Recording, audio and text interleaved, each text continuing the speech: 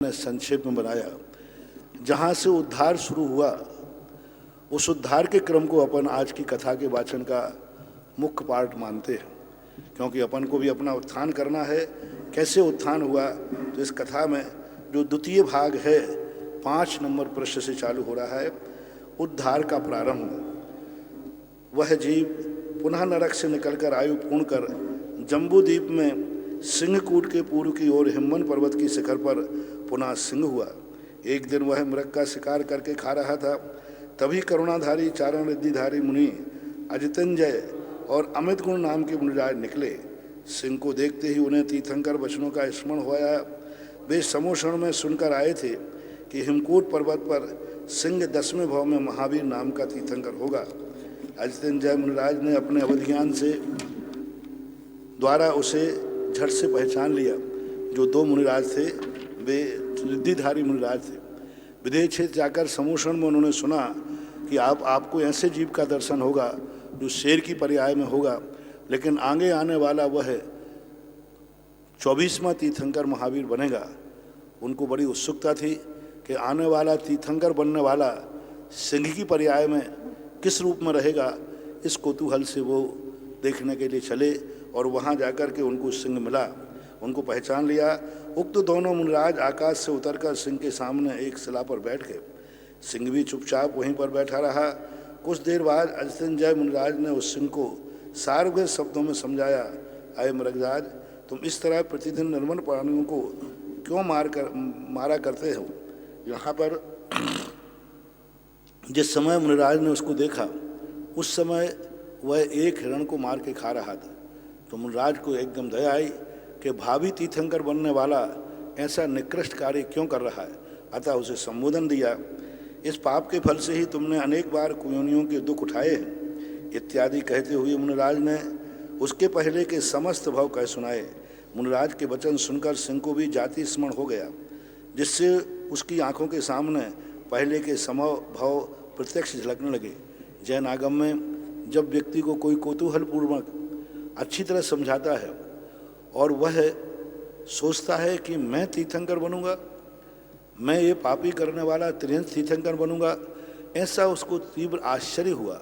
उस आश्चर्य कारण उसको जाति स्मरण हो गया। जाति स्मरण होते ही उसको अपने सारे भाव स्पष्ट रूप से दिखने लगे और दिख करके वह मुनिराज की बातों को और स्वयं जाति स्मरण को मेल करता है, दोनों समान रूप से मिलते हैं। उसने अपने दुष्कार्यों पर इतना अधिक पश्चाताप हुआ कि वह जो हिरण को मार के खा रहा था उसकी आंखों में आंसुओं की धारा बह निकली। मुनिराज ने फिर उसे शांत करते हुए कहा, तुम आज से अहिंसा व्रत का पालन करो। तुम इस भाव से 10वें भाव में जगत पूज वर्धमान महावीर स्वामी तीर्थंकर होंगे। यानी मुनिराज ने उस समय उनको बताया कि तुम रो मत। जब वो शेर रोने लगा और रोते हुए पश्चाताप करने लगा कि मैं इतना पापी हूँ और मेरा जन्म इस प्रकार की स्थितियाँ हुई, मुनिराज ने बताया तुम एक दिन तीर्थंकर के कुल में जन्म लिया था। तो जितना जितना सुनता गया उतना वो रोता गया। उसका रोना, उसकी घबराहट देख करके मुनिराज ने कहा, घबराओ मत, बीती ताहे विसार दे आगे की सुध ले। अब आगे के लिए सुनो, तुम 10वें भाव में तीर्थंकर होने वाले हो। मुनिराज के उपदेश से वनराज सिंह ने संन्यास धारण किया और विशुद्ध चित्त होकर आत्मध्यान किया, जिससे वह मरकर स्वधर्म स्वर्ग में सिंहकेतु नाम का देव हुआ। मुनि युगल भी अपना कर्तव्य पूरा कर आकाश मार्ग से विहार कर गए और उसने अहिंसा व्रत धारण कर लिया और सल्लेखना की। देखो, शेर की पर्याय में उपदेशों का कितना बड़ा प्रभाव पड़ता है, निमित्त का कितना बड़ा प्रभाव पड़ता है। कहाँ उपादान हिरण को मार के खा रहा है, लेकिन मुनिराज के शब्दों में कितनी ताकत होती है। निमित्त कितना प्रभावकारी होता है कि वह निमित्त इस जीव को शेर की पर्याय में ऐसे निकृष्ट कार्य करते समय भी शब्दों ने ऐसा प्रभाव दिखाया कि उसने सल्लेखना पूर्वक मनन कर स्वधर्म सुर में सिंहकेतु नाम का देव हुआ। मुनिराज उसको बिहार सिंहकेतु 2 सागर तक स्वर्ग के सुख भोगने के बाद धातकी खंड के द्वीप के पूर्व मेरु से पूर्व की ओर विदेह क्षेत्र में मंगलावती दिशा के ब्रजात पर्वत की उत्तर श्रेणी में कनकपुर नगर के राजा कनकपुंग और उनकी महारानी कनकमाला के कनकोज्जल नाम का पुत्र हुआ। बड़े होने पर उसका राजकुमारी कनकवती के साथ विवाह हुआ। एक दिन वह अपनी स्त्री के साथ मंदराचल पर्वत पर क्रीड़ा करने के लिए गया था। वहाँ पर उसे प्रियमित्र नाम के अवधानी मुनिराज मिले। कनकोज्जल ने प्रदक्षिणा देकर उन्हें भक्तिपूर्वक नमस्कार किया, फिर धर्म का स्वरूप पूछा। उत्तर में प्रियमित्र महाराज ने कहा, धर्मो दया मवो धर्मे श्रय धर्मेण नाय से मुक्ति धर्मेण कर्माणि हंता धर्माय समन्वितम देहि भापे ही धर्मात्वम या ही धर्मस्य वृत्यताम धर्मे तिष्ठ चिर धर्मम महापाही मामिति चिंतयेत। धर्म दयामय है, तुम धर्म का आश्रय करो, धर्म से ही मुक्ति प्राप्त होती है। धर्म के लिए उत्तम बुद्धि लगाओ, धर्म से विमुख मत हो, धर्म के भृत्य बन जाओ, धर्म में लीन हो रहो और हे धर्म हमेशा मेरी रक्षा करो, इस तरह चिंतन करो। यानी उन्होंने उसके लिए उपदेश दिया। महाराज ने जो घूमने गया था, देखो अपने परिवार के साथ घूमने के उद्देश्य गया, लेकिन निमित्त मुनिराज का मिलने से वहाँ क्या हुआ, मुनिराज के वचन सुनकर उसके हृदय में वैराग्य रस समा गया, जिससे उसने कुछ समय बाद ही दिन दीक्षा लेकर सब परिगणों का त्याग कर दिया। यानी देखो घूमने के लिए गया था, अपने परिवार के प्रति घूमने का भाव आया था, लेकिन सदनिमित्त मिलने पर वे राग के भाव वीतराग में बदल गए और घूमने के लिए गया और दीक्षा का भाव हो गया। अंत में वह संन्यास पूर्वक शरीर छोड़कर 7वें कल्प स्वर्ग में देव हुआ। लगातार 13 सागर तक स्वर्ग के सुख भोग कर वह वहाँ से च्युत हुआ और जम्बूद्वीप भरत क्षेत्र के कौशल देश में साकेत नगर के स्वामी राजा वज्रसेन की रानी शीलवती हरिशरण नाम का पुत्र हुआ। सभी लोगों के पास जो PDF में आपको किताब भेजी गई, उसको किताब में देखें। मेरा भाव ये है कि वाचना स्वाध्याय की शुरुआत होना चाहिए। वाचना का अर्थ है जो लिखा है उन्हीं शब्दों को पढ़ें और फिर अपने अर्थ को भी समझें। सभी लोगों के लिए ऐसा नहीं कि मात अकेला सुनना ही नहीं, सुनने को तो हम लोग प्रवचन हमेशा सुना सकते हैं। यह कथा मैं प्रवचन के रूप में भी सुना सकता था, प्रवचन के, और मैं इस कथा इस प्रवचन के रूप में 1 महीने भर सुना सकता हूँ। इतना प्रसंग है इसमें इतना 1 महीने तक एक भाव पर 1 महीना लगा दूंगा। लेकिन मेरा इस भाव अनायास प्रवचन करते करते भाव आया कि इस बार क्यों ना यथावत जो शास्त्रों में लिखा है उसी कथा को बाँचा जाए, जिससे आप अक्षर सा परिचित हों। क्योंकि प्रवचनों में हम भाव पक्ष देते हैं, प्रवचनों में हम अपनी तरफ से भी उसको जोड़ते हैं, लेकिन यहाँ पर जो लिखा है वही है। तो हूबहू मैं बोल रहा हूँ, इसलिए देख करके पढ़ने में अपन को बहुत फायदा है। आप लोग भी देखें। हरिसेन ने अपने महाबाहुबल से विशाल राजलक्ष्मी का उपभोग करके अंत समय में उस विशाल राज को जीर्ण तृण के समान छोड़कर सुरसागर मुनिराज के पास दिन दीक्षा ले ली तथा उग्र तपस्या की। उनके प्रभाव से वह महास्वर्ग स्वर्ग में देव हुआ। वहाँ उसकी आयु 16 सागर प्रमाण थी। आयु के अंत में स्वर्ग वसुंधरा से संबंध तोड़कर धातकी खंड के पूर्व मेरु से पूर्व की ओर विधेय क्षेत्र की पुष्कलावली देश की पुंडरीकनी नगरी में वहाँ के राजा सुमित्र और उनकी सुब्रता रानी से प्रियमित्र नाम का पुत्र हुआ। सुमित्र चक्रवर्ती था। उसने अपने पुरुषार्थ से 6 खंडों को बस में कर लिया। किसी समय उसने क्षयमंका जिनेन्द्र के मुख से संसार का स्वरूप सुना और विषय वासनाओं से विरस होकर पुनः दीन दीक्षा धारण कर ली। अंत में समाधि पूर्वक मरकर 12वें स्वर्ग में सूर्य परिवह नाम का देव हुआ। अभी महावीर जीव का ही विकास मुख चल रहा है। महावीर स्वामी अपना पहले तो पतन, अब वो नीचे की तरफ नहीं जा रहा। शेर की पर्याय से मनुष्य स्वर्ग, मनुष्य देव ही बनता जा रहा है। वहाँ यह 18 सागर तक यथेष्ट सुख भोगता रहा। फिर आयु के अंत में वहाँ से च्युत होकर जम्बूद्वीप के क्षेत्रपुर नगर में राजा नंदवर्धन की रानी वीरवती के से नंद नाम का पुत्र हुआ। वह बचपन से ही धर्मात्मा और न्यायप्रिय था। कुछ समय तक राज भोगने के बाद उसने किन्हीं प्रोष्टल नामक मुनिराज के पास जन दीक्षा ले ली। मुनिराज नंद ने गुरु चरणों की सेवा कर 11 अंगों का ज्ञान प्राप्त किया और दर्शन विशुद्धि आदि 16 कारण भावना का चिंतन कर तीर्थंकर नाम का महापुण्य प्रकृति का बंद किया। यानी इससे पहले जब महावीर हुआ उसके ठीक 1 भाव पहले, यानी जब वो यहाँ मनुष्य पर्याय में था और उस समय उसने उसका नाम मुनिराज नंद ने गुरु चरणों की सेवा का 11 अंगों का प्राप्त किया। यानी वो मुनिराज नंद बन गए थे। कौन? नंदवर्धन उसका रानी के नंद नाम का पुत्र हुआ। यानी जो नंद नाम का पुत्र हुआ उसने पहले मुनि दीक्षा ली और मुनि दीक्षा के बाद गुरुराज से 11 अंगों का ज्ञान प्राप्त किया। पहले पढ़ाई की और फिर उसमें दर्शन शुद्धि आदि 16 कारण भावना का चिंतन कर तीर्थंकर नाम का महापुण्य का बंध किया और प्रकृति बंद किया। फिर आयु के अंत में आराधना पूर्वक शरीर त्याग कर 16वें अच्युत सुर के पुष्पोत्तर विमान में इंद्र हुआ। वहाँ पर उसकी 22 सागर प्रमाण आयु थी, 3 हाथ का शरीर था, शुक्लेश्या थी। वह 22,000 वर्ष में एक बार मानसिक आहार ग्रहण करता था और 22 पक्ष के बाद एक बार श्वासोच्छ्वास लेता था। स्वर्गों की ऐसी व्यवस्था है कि व्यक्ति जितने सागर की आयु होती है उतने वर्ष 1000 वर्ष में एक बार वह आहार ग्रहण करता है और जितने वर्ष सागर की आयु होती है उसने पक्ष में वह जाकर के श्वासोच्छ्वास लेता है। इसकी 22 सागर की आयु थी, अतः 22,000 वर्ष में, देखो महावीर का जीव पूर्व में देव था, 22,000 वर्ष में एक बार आहार करता था। 22,000 वर्ष क्या कहलाते, उसमें एक बार आहार करता था और श्वास कितनी ले लेता था, 22 पक्ष में। 22 पक्ष कितने हो गए, यानी 11 महीने। 11 महीने में एक बार श्वास लेता था। यहाँ तो 5-7 मिनट ही नहीं लेने को मिले तो ऊपर चला जाए। और वहाँ पर पाठकों को यह जानकर हर्ष होगा कि यही इंद्र आगे जाकर वर्धमान तीर्थंकर होगा, भगवान महावीर होगा। कहाँ, कब और आगे सुनिए। यानी आपके लिए ये भगवान के अतीत के भाव हैं। यानी यहाँ पर आपको ये 7वां भाव लगभग हो गया। अब 8वें भाव में तो वो अभी स्वर्ग जाएगा, स्वर्ग में है, 9वें भाव में स्वर्ग में, और 10वें भाव में अब जाकर वो तीर्थंकर बनेगा। इनसे अपन ये देखने शिक्षा ले सकते हैं, पतन और उत्थान हर जीव के जीवन में अपने परिणामों के आश्रित है। कोई भगवान किसी का पतन उत्थान नहीं करता, कोई काल किसी का पतन उत्थान नहीं करता। अपना उपादान ही खोटे कार्य करता है तो पतन होता है, और अच्छे कार्य करता है तो उत्थान होता है। इस संसार में जीवों का उत्थान पतन ना तो किसी भगवान के हाथ में है, ना किसी कोई विधि के हाथ में है, ना कोई ईश्वर के हाथ में है। इस दुनिया का, इस सृष्टि का कोई भी परिणमन सब अपने खुद के हाथ में।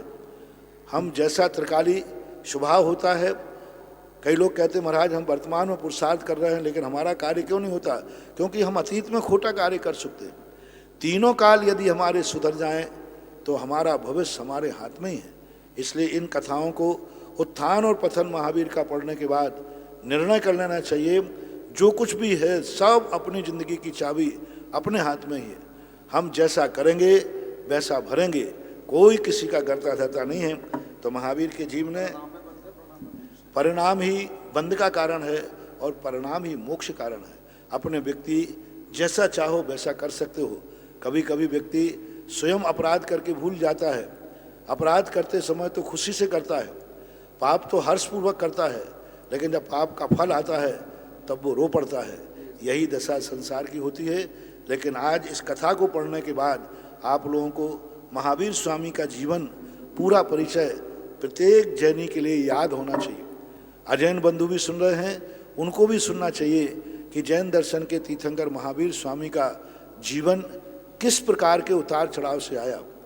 प्रत्येक व्यक्ति का, जितने महापुरुष होते हैं दुनिया में, सभी के जीवन उतार चढ़ाव पूर्वक आते हैं और उतार चढ़ाव उनके जीवन का एक प्रकार का नियम बन जाता है और वे इस प्रकार की दुनिया को देखने के लिए मजबूर करते हैं कि हम इतनी महान शक्तिमान होकर के इस सृष्टि में जैसा किया वैसा ये सृष्टि जलते हुए दीपक के समान है। यदि हम इस सृष्टि में उस दीपक को सावधानी लेकर चलेंगे तो हमें प्रकाश ही प्रकाश देगा, और थोड़ी सी चूक जाएंगे तो वही दीपक हमें जला के भस्म कर देगा।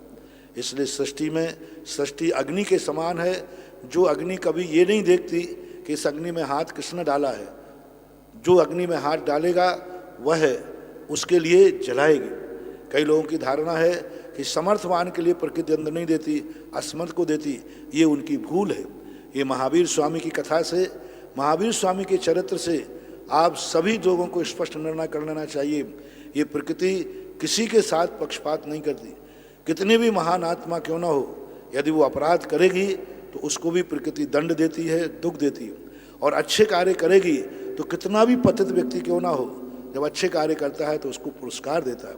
कितनी ऊंचाई पर पहुंचने के बाद, तीर्थंकर के कुल में जन्म लेने के बाद भी प्रकृति ने उठा करके अपराध करने पर ऐसा पटका कि 84 लाख योनियों में निगोद तक भेज दिया। कहाँ तीर्थंकर का कुल, और कहाँ 8 करोड़ बार तो वह गधा आदि पर्यायों में घूमा, जन्म हुआ, मरा, निगोद गया। क्योंकि प्रकृति कहती है कि मैं ये दलील नहीं सुनूंगा कि आप तीर्थंकर के पोते थे, आप तो अपराध करोगे तो मैं दंड दूंगा। और जब उसने उत्थान की बात सोची, परिणाम सुधारे, तो कहाँ तीर्थंकर के पोते के पर्याय में प्रकृति ने उठा करके पटक करके निगोद भेज दिया। और जब परिणाम सुधारे तो शेर की पर्याय से उठा करके और कहाँ तीर्थंकर बना दिया।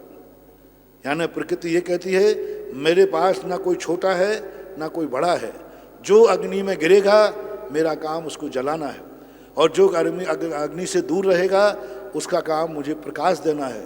यानी इससे जैन दर्शन का सबसे बड़ा उपादान प्रधान, जैन दर्शन जो आत्म प्रधान दर्शन है, जैन दर्शन वास्तु स्वतंत्र का दर्शन है, जैन दर्शन हर व्यक्ति को स्वतंत्रता देता है। जैन दर्शन का कोई एक भगवान नहीं होता। प्रत्येक, जैसे आज भारत देश के अंदर प्रजातंत्र में प्रत्येक व्यक्ति स्वतंत्र है, जन्म लेते ही हर व्यक्ति राष्ट्रपति बनने की योग्यता रखता है, कलेक्टर बनने की योग्यता रखता है। ये बात अलग है कि वो उतनी मेहनत नहीं करता, परिश्रम नहीं करता, लेकिन कानून से अधिकार तो है। इसी प्रकार जैन दर्शन कहता है जो भी सृष्टि में जीव हैं, हर जीव को भगवान बनने का अधिकार है। हर व्यक्ति भगवान बन के अपने आत्मकल्याण कर सकता है, कोई एक भगवान के हाथ में सृष्टि नहीं। और जैन दर्शन किसी भगवान का या किसी व्यक्ति का चलाया हुआ धर्म नहीं है। जैन दर्शन सनातन प्रभायमान अनादिकाल से चलता हुआ धर्म है, प्राणी मात्र का धर्म है। हर व्यक्ति महावीर बन सकता है। महावीर स्वामी न जैन धर्म के प्रवर्तक नहीं थे, महावीर स्वामी जैन धर्म के संस्थापक नहीं थे। महावीर स्वामी ने खुद जैन दर्शन में शरण ली। जब तक उन्होंने जैन धर्म की शरण नहीं ली तब तक वो भटकते रहे। जब उन्होंने जैन दर्शन में शरण ली, यानी महावीर स्वामी के पहले भी जैन दर्शन था, ऋषभ देव के पहले भी जैन दर्शन था, अनादिकाल से चला आ रहा है। महावीर ने तो जैन धर्म के संस्थापक नहीं है, बल्कि जैन धर्म में महावीर स्वामी ने शरण ली थी, शरणागत हैं। और जैन धर्म की शरण में आने से वो जिनेंद्र बन गए। इसलिए सभी लोग ये धारणा बना लें कि जैन दर्शन वह समाजवादी दर्शन है, जैन दर्शन वह प्रजातंत्रवादा दर्शन है जो हर व्यक्ति को भगवान बनने का अधिकार देता है, हर व्यक्ति को उस ऊंचाई पर पहुंचने का अधिकार देता है। जैन दर्शन कहता है तुम संसार में मात्र दास बनने के लिए पैदा नहीं हुए हो, तुम भी मालिक बन सकते हो। संसार में तुम मात्र भक्त बनने के लिए पैदा नहीं हुए हो, भगवान भी बन सकते हो। लेकिन भक्त बने बिना भगवान नहीं बन सकते, भक्त बनकर के भगवान। दुनिया में बहुत सारे लोग, एक ही भगवान होता है, सारे भक्त होते हैं। लेकिन जैन दर्शन ने कहा नहीं, महावीर स्वामी ने स्पष्ट घोषित किया कि संसार में हर व्यक्ति को भगवान बनने का अधिकार है। पर रास्ता जो है, जिस विधि से, जिस परिणामों से, जिस आचार से, जिस विचार से बना जाता है, वह आचार विचार तुम्हें अपनाना पड़ेगा। इसलिए महावीर स्वामी ने अपनी जिस संस्कृति के माध्यम से उत्थान किया, जैन दर्शन का दूसरा नाम श्रमण संस्कृति भी है। दर्शनकार जब भी बैठते हैं, जैन दर्शन श्रमण संस्कृति के नाम से जानती है सारी दुनिया के दार्शनिक। तो श्रमण संस्कृति का अर्थ ही होता है जो श्रम करेगा उसको उसका फल मिलेगा। ऐसा नहीं हो सकता है कि श्रम करने पर फल नहीं मिले। नहीं, जो तपस्या करेगा, जो पंच महाव्रतों को धारण करेगा, जो आचार विचारों से शुद्ध करेगा, परिणाम शुद्ध करेगा, वह उस ऊंचाई को पहुंच सकता है। आप भी, हम भी, सब भी एक दिन तीर्थंकर पद को प्राप्त हो सकते हैं। जैसा अभी 10 भव से लगभग महावीर स्वामी का जीव शेर के पर्याय से कितने उत्कृष्ट कार्य कर रहा है, जो आपको अभी मैंने बात के सुनाया। अब जब उन्होंने इतना उत्कृष्ट किया करने के बाद, अब वो तीर्थंकर प्रकृति को बंद लेकर के अवतरित होने की स्थिति में आ गए। भगवान पारसनाथ के मोक्ष चले जाने के कुछ समय बाद, क्योंकि अभी तक भगवान महावीर स्वामी के जन्म के पहले अनंत तीर्थंकर हो चुके थे, और अनंत तीर्थंकरों में इस युग के 23वें तीर्थंकर पारसनाथ, जहाँ से मैं बोल रहा हूँ, यह पारसनाथ की तपोस्थली है, केवल ज्ञान स्थली है। भगवान पारसनाथ को यहाँ केवल ज्ञान प्राप्त हुआ था। और ऐसे पारसनाथ भगवान की आप जो बड़े बाबा की मुद्रा देख रहे हैं, विश्व के सबसे बड़े बाबा पारसनाथ की मूर्ति पारसनाथ के केवल ज्ञान स्थली तपोधर में विराजमान है, जिसके चरणों में बैठ करके हम उन्हीं की परंपरा में, उन्हीं की संतति को, उन्हीं के मार्ग को आगे बढ़ाने वाले भगवान महावीर की महावीर जयंती के शुभ अवसर पर भगवान महावीर स्वामी का चरित्र अपन बाँच रहे। उस समय कितने ही मनुष्य स्वर्ग प्राप्ति के लोभ से जीवित पशुओं के यज्ञ की बलि देकर बलि वेदियों पर होम देते थे। कितने ही लोग क्षणिक वार्ता को अपनाकर दुखी हो रहे थे।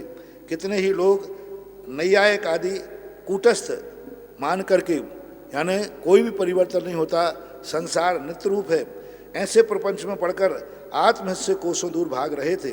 उस समय लोगों के दिलों पर धर्म का भूत बुरी तरह से चढ़ा हुआ था, और धर्म के नाम पर धर्म का भूत नहीं चढ़ा था, अधर्म को धर्म मान रहे थे, हिंसा को धर्म मान रहे थे।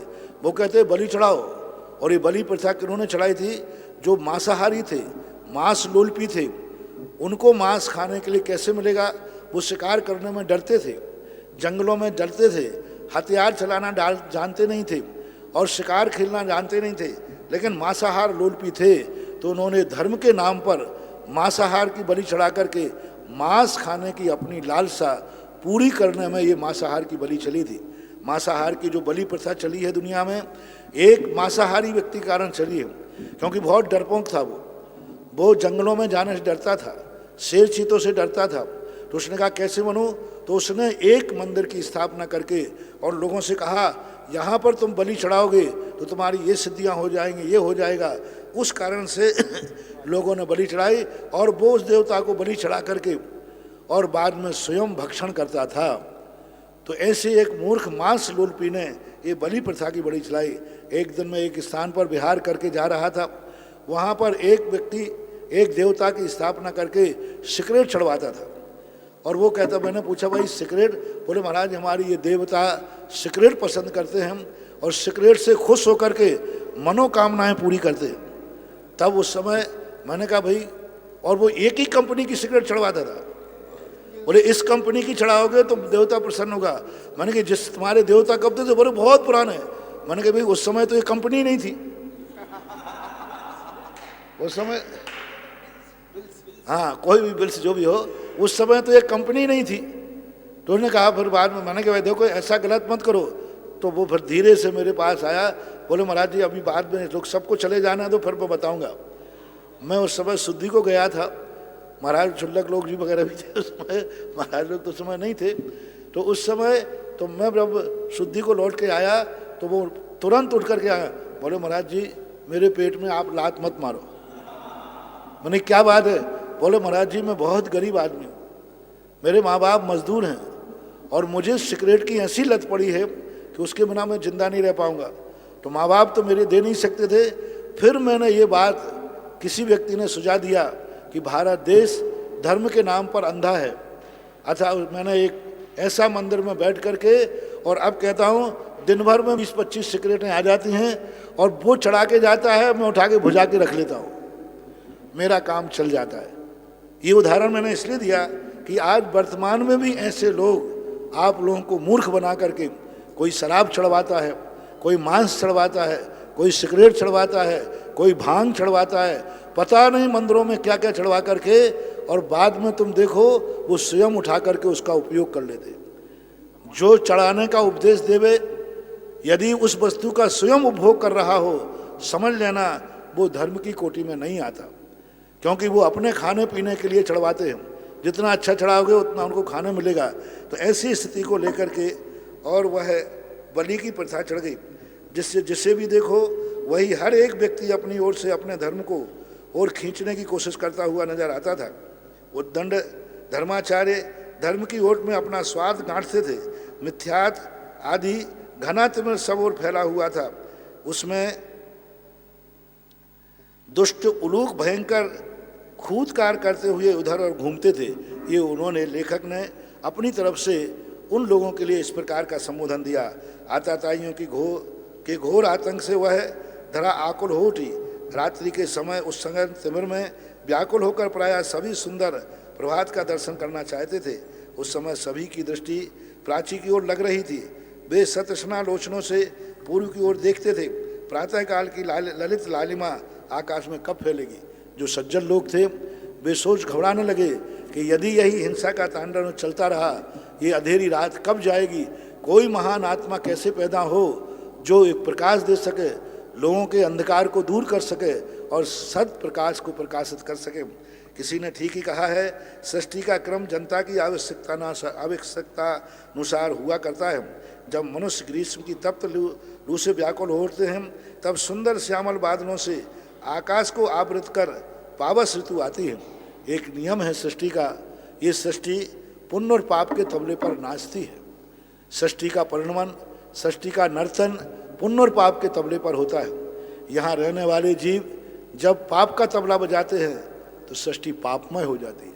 यहाँ पर रहने वाले लोग जब पुण्य का तबला बजाते हैं संगीत, तो सृष्टि पुण्यमय नाचने लग जाती है, नर्तन करने लग जाती है। तो सृष्टि अपने आप में कुछ नहीं, वो कहती है सृष्टि पर रहने वाले जिस प्रकार का संगीत बजाएंगे हम वैसा ही नर्तन करेंगे, परिवर्तन करेंगे। तो इस सृष्टि में जब लोग आकुलित होने लगे, लोग सज्जन लोग घबराने लगे कि कब ऐसा दिन आएगा जो इस प्रकार के पापाचार और अत्याचार, पशु बलि ही नहीं, यहाँ तक कि नर बलि भी शुरू हो गई थी। नरों को पकड़ करके, मनुष्यों को पकड़ करके उनको भी जा मार करके और अपने देवता को प्रसन्न करने की बात करने लगे, ऐसा मिथ्या धर्म को करने के लिए। तो जैसे ग्रीष्म के बाद बरसात आती है, उसी प्रकार अति के बाद हर चीज़ की इति होती है। ये तो सिद्धांत समझना, दिन आया है तो रात भी आएगी, और रात है तो निश्चित समझना प्रातःकाल भी आएगा। सदा व्यक्ति के बुरे दिन नहीं होते, सदा व्यक्ति के अच्छे दिन नहीं होते। बस कर्म अच्छे करते रहो, एक दिन बुरे दिनों को हारना पड़ेगा। और यदि बुरे कार्य करते रहे तो एक दिन अच्छा दिन भी थक जाएगा। आज हमारे अच्छे दिन हैं, यदि हम खोटा कार्य करेंगे तो निश्चित समझना, खोटे काम करने वाले पापियों से मेरा कहना है, आप इस दिन के उजाले में जो इस प्रकार का सोच रहे हो कि अभी मेरे सुख का दिन है, अच्छे दिन हैं, चिंता मत करो, शाम आने वाली है, अंधकार आने वाला है। और जो अपने जीवन में पापाचारों से घबरा गए हैं, भयभीत हैं, पापाचार अपने परिणाम सुधारना चाहते हैं, वे घबराए नहीं, रात्रि है, प्रातःकाल भी आने वाला है। ऐसे ही यहाँ पर हुआ, वह शीतल और स्वादु सलिल की वर्षा का जनता का संताप दूर कर देती है। पर जब मेघों को घनघोर वर्षा, निरंतर के दुर्दिन, बिजली की कड़क, मेघों की गड़गड़ाहट और मलिन पंख से मन म्लान हो जाता है, तब स्वर्गीय अप्सरा रूप धारण कर शरद ऋतु आती है। ये उपमा रूप अलंकार कहलाता है, क्योंकि पुराण में एक पुराण की शैली होती है, किसी भी बात को उपमा के रूप में कहते हैं। और जब उपमेय जो उनका होता है, उपमेय तो उनका वही होता है जो अपन सुनना चाहते हैं, लेकिन वो उपमा देकर कहते हैं, तो ये उपमा रूप अलंकार है। अप्सरा, शरद ऋतु को इन्होंने अप्सरा की संज्ञा दी, बरसात की। वह प्रतिदिन सवेरे के समय बाल दिनेश की सुनहली किरणों से लोगों के अंतस्थल को अनुरंजित बना देती है। यदि इस प्रकार का उपमा रूप वर्णन न करें तो फिर एक कथा का रूप नहीं मानी जाएगी, पुराण का रूप नहीं मानी जाएगी। ये पुराण की शैली है, अध्यात्म की शैली अलग है, हाँ, सिद्धांत की शैली अलग है, चरणानुयुग की शैली अलग है और प्रथमानुयुग की शैली अलग है। इसलिए कुछ कथन को आप ये पुराण की शैली मान करके स्वीकार करें। रजनी में चंद्रमा की रजतमयी शीतल किरणों से अमृत बरसाती है, पर जब उसमें भी लोगों का मन नहीं लगता, तब हेमंत, शिशिर, वसंत वगैरह आ करके लोगों को आनंदित करने की चेष्टाएं करती हैं।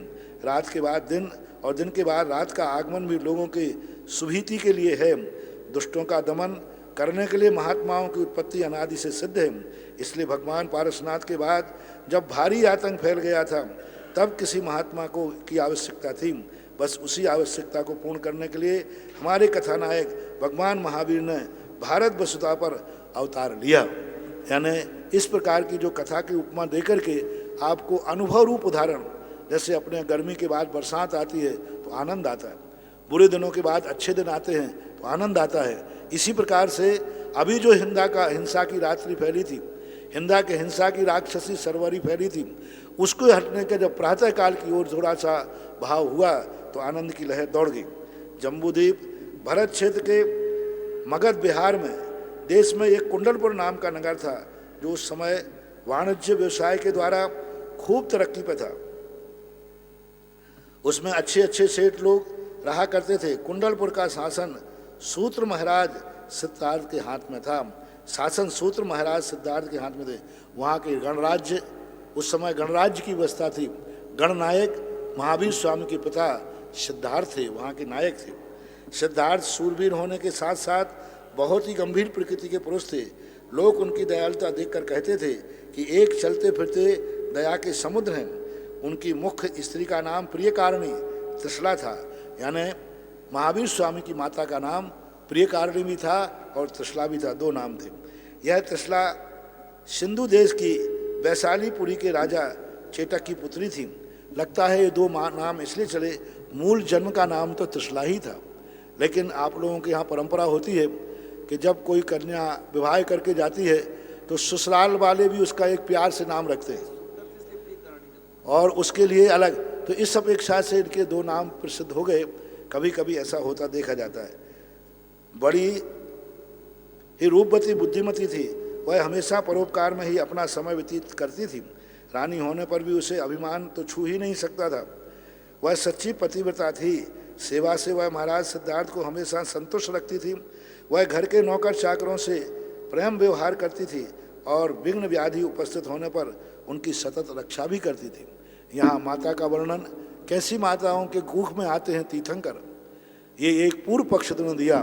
क्योंकि माता भगवान भी जब अवतरित रहते हैं किसी पापी घर में पैदा नहीं होते, पापी को अपना माता पिता नहीं बनाते। पूर्व पक्ष में कवि ने, लेखक ने ये पक्ष किया कि देखो कैसे थे सिद्धार्थ, कैसा उनको दुनिया मानती थी और उनकी माता कैसी थी। सबसे बड़ी बात यहाँ पर कही, क्यों कही ये, माता इतनी दयालु थी कि नौकरों के प्रति भी व्यवहार से बात करती थी। ज़्यादातर लोग नौकरों के प्रति दुर्व्यवहार करते हैं, नौकरों को बुरी तरह बोलते हैं, गाली गलौज देते हैं, उनकी गरीबी का फायदा उठाते हैं, उनकी गरीबी का शोषण करते हैं और नौकर बेचारा पेट के कारण से अपने सेठ की गालियाँ सुनता रहता है। लेकिन देखो कैसी बड़ी बात है, कहाँ से उदाहरण, कौन सा बात तीर्थंकर की माता को सुशोभित करने के लिए दिया कि वो नौकरों से प्रेम करती थी।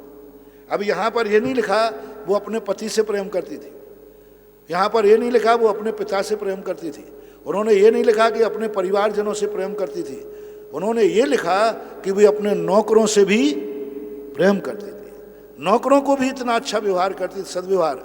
अपने लोगों से जिनसे स्वार्थ की सिद्धि होती है उनसे सब अच्छा व्यवहार करते। हर स्त्री अपने पिता से बचपन में पिता को चाहती है, हर स्त्री अपने पति से अच्छा व्यवहार करती है, हर व्यक्ति अपने परिवार वालों से अच्छा व्यवहार करती है, हर स्त्री अपनी सहेलियों से अच्छा व्यवहार करती है। लेकिन उससे पुण्यहीन जो उसके अंदर में है, सेवक हैं, उनके साथ अच्छा व्यवहार करे तो वो तीर्थंकर जैसी महान शक्ति की माता बनने के लायक होती है। कौन सा उदाहरण दिया, सच्ची पतिव्रता तो थी ही, लेकिन जब सेवा की तरफ से उन्होंने कहा तो उनका नौकर चाकरों से प्रेम का व्यवहार करती थी और विघ्न व्याधि उपस्थित होने पर उनकी सतत रक्षा करती थी। ये नहीं है कि नौकर के संबंध में, अभी देखो कितना बढ़िया आपके प्रधानमंत्री ने कहा था कि ऐसी मुसीबत के समय जो गरीब नौकर हैं, रोजी रोटी दिन कमाने वाले हैं, वो आज तुम्हारी नौकरी पर नहीं आ पाएंगे, लेकिन उनका वेतन नहीं रोकना। हमारे भारत देश का आज भी देखो, पूरे देश में सारे डिपार्टमेंट बंद हैं लेकिन वेतन बंद नहीं है, किसी भी व्यक्ति का वेतन नहीं काटा जाएगा। ये लॉकडाउन के समय जो भी नौकरी पर लोग नहीं जा रहे हैं उनका कोई वेतन नहीं काटा जाएगा। और प्राइवेट संस्थाओं को भी यही कहा कि आपके यहाँ जो नौकर हैं वे नौकरी पर नहीं आएंगे लॉकडाउन पर, फिर भी आप उनका वेतन ना काटें। ये हमारे भारत देश की परंपरा कब से चल रही है, तीर्थंकर की माता ने ये परंपरा चलाई थी। भगवान महावीर स्वामी की मातेश्वरी जो थी, उन्होंने कहा था कि नहीं, जब भी मेरे सेवकों के ऊपर संकट आएगा हम उनकी सतत रक्षा करेंगे, और वो करती थी। राजा सिद्धार्थ नागवंश के शिरोमणि थे, वे भी अपने को त्रिशला की संगति से पवित्र मानते थे। राजा यानी त्रिशला जब उनके जीवन में आई तो ध्यान रखना, जब भी कोई संबंध तुम बनाओ, जब भी तुम्हारा किसी से संबंध बनता है,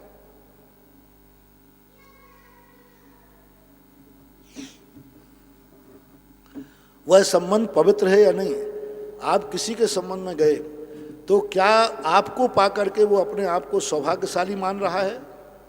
सबसे पहले देखना, आप अच्छे आदमी हैं, आपका नेचर अच्छा है, अपने मुंह से प्रशंसा करने से कुछ नहीं होता, अपने चटुकारों से प्रशंसा सुनने से कुछ नहीं होता। अब हाँ, जो अपने चटुकार होते ना, वे तो प्रशंसा करते रहते हैं, और कई लोग अपने चटुकारों की प्रशंसा से फूलते रहते हैं। हाँ, तो उनकी कुछ नहीं होगा। और सबसे बड़ी चीज है कि जिससे तुमने जो संबंध जोड़ा है, मैं बार बार प्रश्नों में कहता हूं, आपके संबंध पाने के बाद क्या वो अपने आप को अभाग्यशाली मान रहा है? जैसे तुम पिता बेटा हो, तो क्या तुम्हारा पिता मान रहा है कि मैंने कितना पुण्य किया जो हमारे यहाँ ऐसा बेटा हुआ? क्या बेटे को ऐसा लग रहा है, पिता को सोचना है मैंने कैसा पुण्य किया कि हम ऐसे पिता मुझे ऐसे पिता मिले? ऐसे ही पति पत्नी में होना चाहिए। पत्नी को पाकर पति को ऐसा लगना चाहिए मैंने कितना पुण्य किया जो मुझे ऐसी सद्विचार वाली पत्नी मिली। पत्नी को भी ऐसी अनुभूति होना चाहिए मैंने कितना पुण्य किया जो मुझे ऐसा पति मिला। भाइयों में भी ऐसे ही होना चाहिए। जो भी तुम्हारा समय, गुरु शिष्य में भी ऐसे ही होना चाहिए। गुरु को ऐसा आनंद आ जाए मैंने कितना पुण्य किया जो मुझे ऐसा शिष्य मिला। शिष्य के अंदर भी ऐसे ही आना चाहिए मैंने कितना पुण्य किया जैसे मुझे ऐसे गुरु मिले।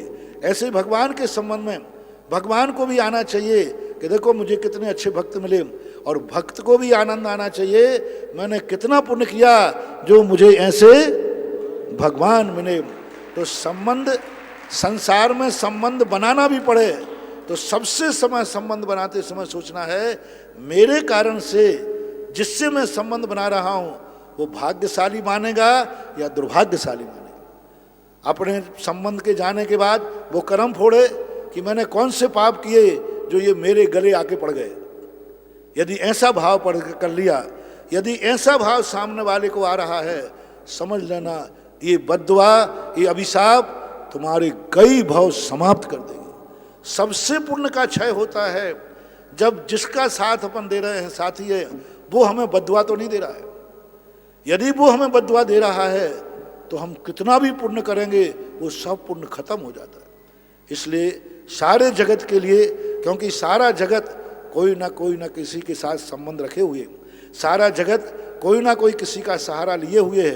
अपन को एक ही बात का ध्यान रखना है, मैं किसी की जिंदगी में आऊँगा तो वो सौभाग्यशाली अपने आप को माने कि मैंने बहुत पुण्य किए हैं जो ये मेरी जिंदगी में आए। देखो माता त्रिशला को पाकर के जो सिद्धार्थ थे वो क्या कह रहे हैं, मैं ऐसी नारी को पाकर पवित्र हो गया, मैं अभाग्य हो गया जो मेरी जिंदगी में ऐसी पत्नी मुझे मिली। राजा चेतक त्रिशला के सिवाय मृगावती, सुप्रभा, प्रभावती, चेलिनी, ज्येष्ठा और चंदना, ये 6 पुत्रियां थीं। मतलब भगवान महावीर की जो माता हैं उनकी बहनें, जो 6 बहनें थीं, और ये उनकी महावीर स्वामी की मौसी मान लें आज की भाषा में। मृगावती का विवाह उस देश की कौसंबी नगरी चंद्रवंशी राजा सतानी के साथ हुआ था। सुप्रभा दक्षिण देश के हरकक्ष नगर के स्वामी सूर्यवंशी राजा दशरथ की पटरानी हुई थी। प्रभावती का विवाह संबंध कक्ष देश के रोरुक नगर के स्वामी राजा उद्यन के साथ हुआ था। प्रभावती का दूसरा नाम शीलवती भी प्रचलित है। चेलनी मगध देश के राजगृह नगर के राजा शरण की प्रिय पत्नी हुई थी। ज्येष्ठा और चंदना, इन 2 पुत्रियों ने संसार से विरक्त होकर आरिका के व्रत धारण कर लिए। यहाँ भगवान की माता की जो 6 हैं यानी माता सहित 7, माता की 6 बहनें थी यानी माता सहित 7, इन 7 का इसलिए परिचय दिया कि इनमें से जो 6 बहन और मौसी थीं जो महावीर स्वामी की, उनमें 4 ने तो शादियाँ की और 4 में से एक ऐसी शादी को उनको बताना था महारानी चेलना को। हालांकि किसी भी चरित्र में तीर्थंकरों की मौसियों का वर्णन नहीं आता, लेकिन महावीर स्वामी की मौसी का वर्णन इसलिए करना पड़ा कि एक मौसी राजा श्रेणिक से विवाह किया जो कि समोषण में जाकर के प्रथम श्रोता बने और अपने भावी तीर्थंकर बनने वाले हैं, इसलिए ये वर्णन यहाँ करना पड़ा। और 2 ने शादियाँ नहीं की, एक ज्येष्ठा नाम की मौसी ने और चंद्रा नाम की मौसी ने, दोनों ने शादियाँ नहीं की। ये दोनों ने बाल ब्रह्मचारी रह करके आर्य दीक्षा लेकर के अपने जीवन का अवसान किया। हाँ वही वो भी आ जाएगा। इस तरह महाराज सिद्धार्थ का बहुत से प्रतिष्ठित राजवंशों के साथ मैत्री भाव था। सिद्धार्थ ने अपनी शासन प्रणाली में बहुत कुछ अच्छा सुधार किया था। ऊपर जिस इंद्र का कथन कराए हैं, वहाँ अच्युत स्वर्ग में जब उसकी आयु 6 माह की माँ की रह गई, तब से सिद्धार्थ महाराज के घर पर रत्नों की वर्षा होना शुरू हो गई। अनेक देवियां आकर के प्रियकारिणी की सेवा करने लगीं। इन सब कारणों से महाराज सिद्धार्थ को निश्चय हो गया था कि अब हमारे नाथ वंश में कोई प्रभावशाली महापुरुष उत्पन्न होने वाला है। जब जैन दर्शन के अनुसार ऐसा कथन है कि जब जहाँ तीर्थंकर का जन्म होने वाला जिस नगर में, उस नगर में 6 माह पहले से ही एक शुभ सगुन शुभ संकेत आकाश से देवता आकर के करने लग जाते हैं। और ऐसे वहाँ पर 6 माह पहले से कुंडलपुर के अंदर सिद्धार्थ राजा के घर में आंगन में रत्नों की वृष्टि शुरू हो जाती है। आंगन में हमेशा ध्यान रखना, सभी आचार्यों का एक ही मत है कि जो वर्षा होती है वह राजा के यानी माता पिता जहाँ जन्म होना है उनके आंगन में होती है। पर आंगन के वो रत्न जो हैं राजा नहीं उठाता, जनता को वितरित कर दिए जाते हैं। उनके जो खजांची होते हैं वे जनता को बुला करके वितरित कर देते हैं, क्योंकि तीर्थंकर जैसे माता पिता समर्पित हुई आकाश से बरसी हुई वस्तु को नहीं उठाते। आषाढ़ शुक्ला षष्ठी के दिन उत्तराषाढ़ा नक्षत्र में रात्रि के पहले पहर में त्रिशला ने 16 स्वप्न देखे। देखो पिछले पहर में त्रिशला ने 16 स्वप्न देखे और स्वप्न देखने के बाद मुँह में प्रवेश करती हुई एक हाथी को देखा। यानी जब तीर्थंकर का जन्म होता है पंचकल्याणक के समय, आपने सबको मालूम है कि उस समय 16 स्वप्न आते हैं और उस समय उत्तराषाढ़ा नक्षत्र था और उस समय एक हाथी 16 स्वप्न तो सब आपको मालूम है, एक हाथी आकर के मुख में प्रवेश करता है स्वप्न में। उसी समय ये मान लिया जाता है कि वो स्वर्ग से आया हुआ जीव माँ के गर्भ में प्रवेश कर गया। उसी समय उस इंद्र ने अच्युत स्वर्ग के पुष्पोत्तर विमान से मोह छोड़कर उसके गर्भ में प्रवेश किया। अतः प्रातः होती रानी ने स्नान कर पतिदेव सिद्धार्थ महाराज से स्वप्नों का बल पूछा। उन्होंने भी अवध ज्ञान से विचार कर तुम्हारे घर में 9 माह बाद तीर्थंकर पुत्र उत्पन्न होगा, जो कि सारे संसार का कल्याण करेगा, लोगों को सच्चे रास्ते पर लगावेगा। पति के वचन सुनकर त्रिशला मारे हर्ष के फूले न समाती थी। उसी समय चारों निकाय के देवों ने आकर भावी भगवान महावीर के गर्भावतरण का उत्सव किया तथा उनके माता पिता त्रिशला और सिद्धार्थ का खूब सत्कार किया। गर्भकाल के 9 माह पूर्ण होने पर चैत शुक्ला त्रयोदशी के दिन उत्तरा फाल्गुनी नक्षत्र में प्रातः समय त्रिशला के गर्भ से भगवान वर्धमान का जन्म हुआ। ये सब चीज़ें आप जानते हैं, आपको मालूम है, फिर भी आज कथा के रूप में पढ़ने में इसका बहुत पुण्य लगा है। मैंने भक्तांबर की बात सुनाई थी कि हे भगवान, आपका नाम, आपका दर्शन तो बहुत दूर रहा, त्वंसंग कथा भी जगताम दुर्तानि हंति। हे भगवान, आपकी कथा सुनने मात्र से हमारे पापों का क्षय होता है। ये मत समझना, ये तो हमें मालूम है कि 16 स्वप्न होते हैं, ये तो सब मालूम है। आज महावीर जयंती के समय उनका चरित्र सुनने का जो विषय होता है, ये मान के कभी नहीं करना। देखो भगवान के समोषण में सामान्य केवली बैठे रहते, गणधर परमेष्ठी बैठे रहते। अब गणधर परमेष्ठी को पूरा ज्ञान होता है। अब वे कहें कि यहाँ बैठ के मैं क्या करूँगा, भगवान तो वही केवल यहाँ नहीं बैठे, भगवान तो वही बोलेंगे जो तुम्हें जानता हूँ। तो जब तक भगवान प्रवचन दे रहा है अपन घूम के आ जाते हैं दुनिया, अपने गंधकुटी अलग लगा लेते हैं, अपने घूम के आ जाते हैं, हम कुछ और काम करेंगे। क्योंकि भगवान जो बोलते हैं वो तो उनको ज्ञान है। पहले उपदेश में ही गणधर परमेष्ठी को द्वादशांग का ज्ञान हो जाता है। पूरा ज्ञान होते हुए भी शास्त्रों में ऐसा वर्णन है कि गणधर परमेष्ठी जब भगवान बोलते हैं चातक बद बैठे रहते, सब ज्ञान उनको है, फिर भी भगवान के मुख से। एक बार मैंने कहा था ना कि नमोकार मंत्र तुम पढ़ते हो, तुम्हें याद है, लेकिन जब किसी साधु के मुख से, गुरु के मुख से नमोकार मंत्र निकले तब उसको याद सुनना, 1 करोड़ बार माला फेरना और एक बार किसी मुख से नमोकार मंत्र गुरु के मुख से सुनना। एक बार सुनना, 1 करोड़ तुम माला फेर लेना और गुरु, और तुम कहो महाराज तो अभी क्या बोला नमोकार मंत्र पढ़ा रहे हैं, वो तो मुझे आउट है, वो तो मुझे आता है। नहीं, गुरु के मुख से, साधु के मुख से जिनवाणी को हुआ हो करना। भली हमें कथाएं आती हैं, मुझे भी कथा आती है, पूरे 10 भाव याद हैं। और मैंने कहा ना, मैं बिना बोले भी ये पूरा चरित्र सुना देता, लेकिन मैंने सोचा कि नहीं, दुनिया को ये दिखाना है कि महाराज भी आज के दिन ऐसे बुद्धू बन के पढ़ रहे हैं जैसे महाराज को कुछ आते ही नहीं है। हाँ, क्योंकि वाचना स्वाध्याय, पहले तो मैंने यही कहा था कि तुम लोग स्वाध्याय कर लेना। लोगों ने कहा कि नहीं महाराज, आज पहली बार ऐसा उपदेश मिला है, आप करा दो।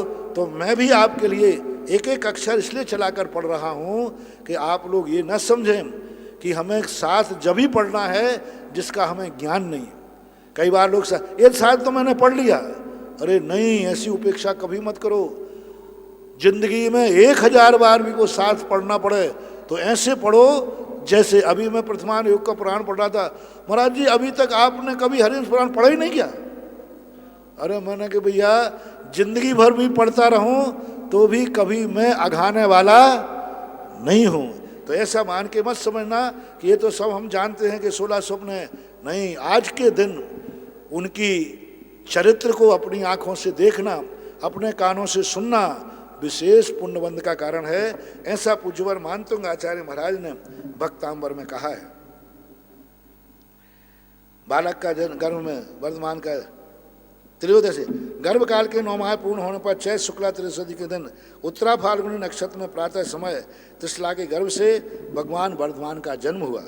आज त्रयोदशी यानी रात्रि में, 13 की रात्रि में भगवान का जन्म हुआ था और 14 के प्रातःकाल सौधर्मेंद्र ने ले जा करके भगवान का समूह मेरु पर्वत पर अभिषेक किया था। यहाँ ये भी ध्यान रख लें कि रात्रि में भगवान का जन्म हो गया था, लेकिन रात्रि में अभिषेक नहीं हुआ, रात्रि में मेरु पर्वत पर नहीं ले गया।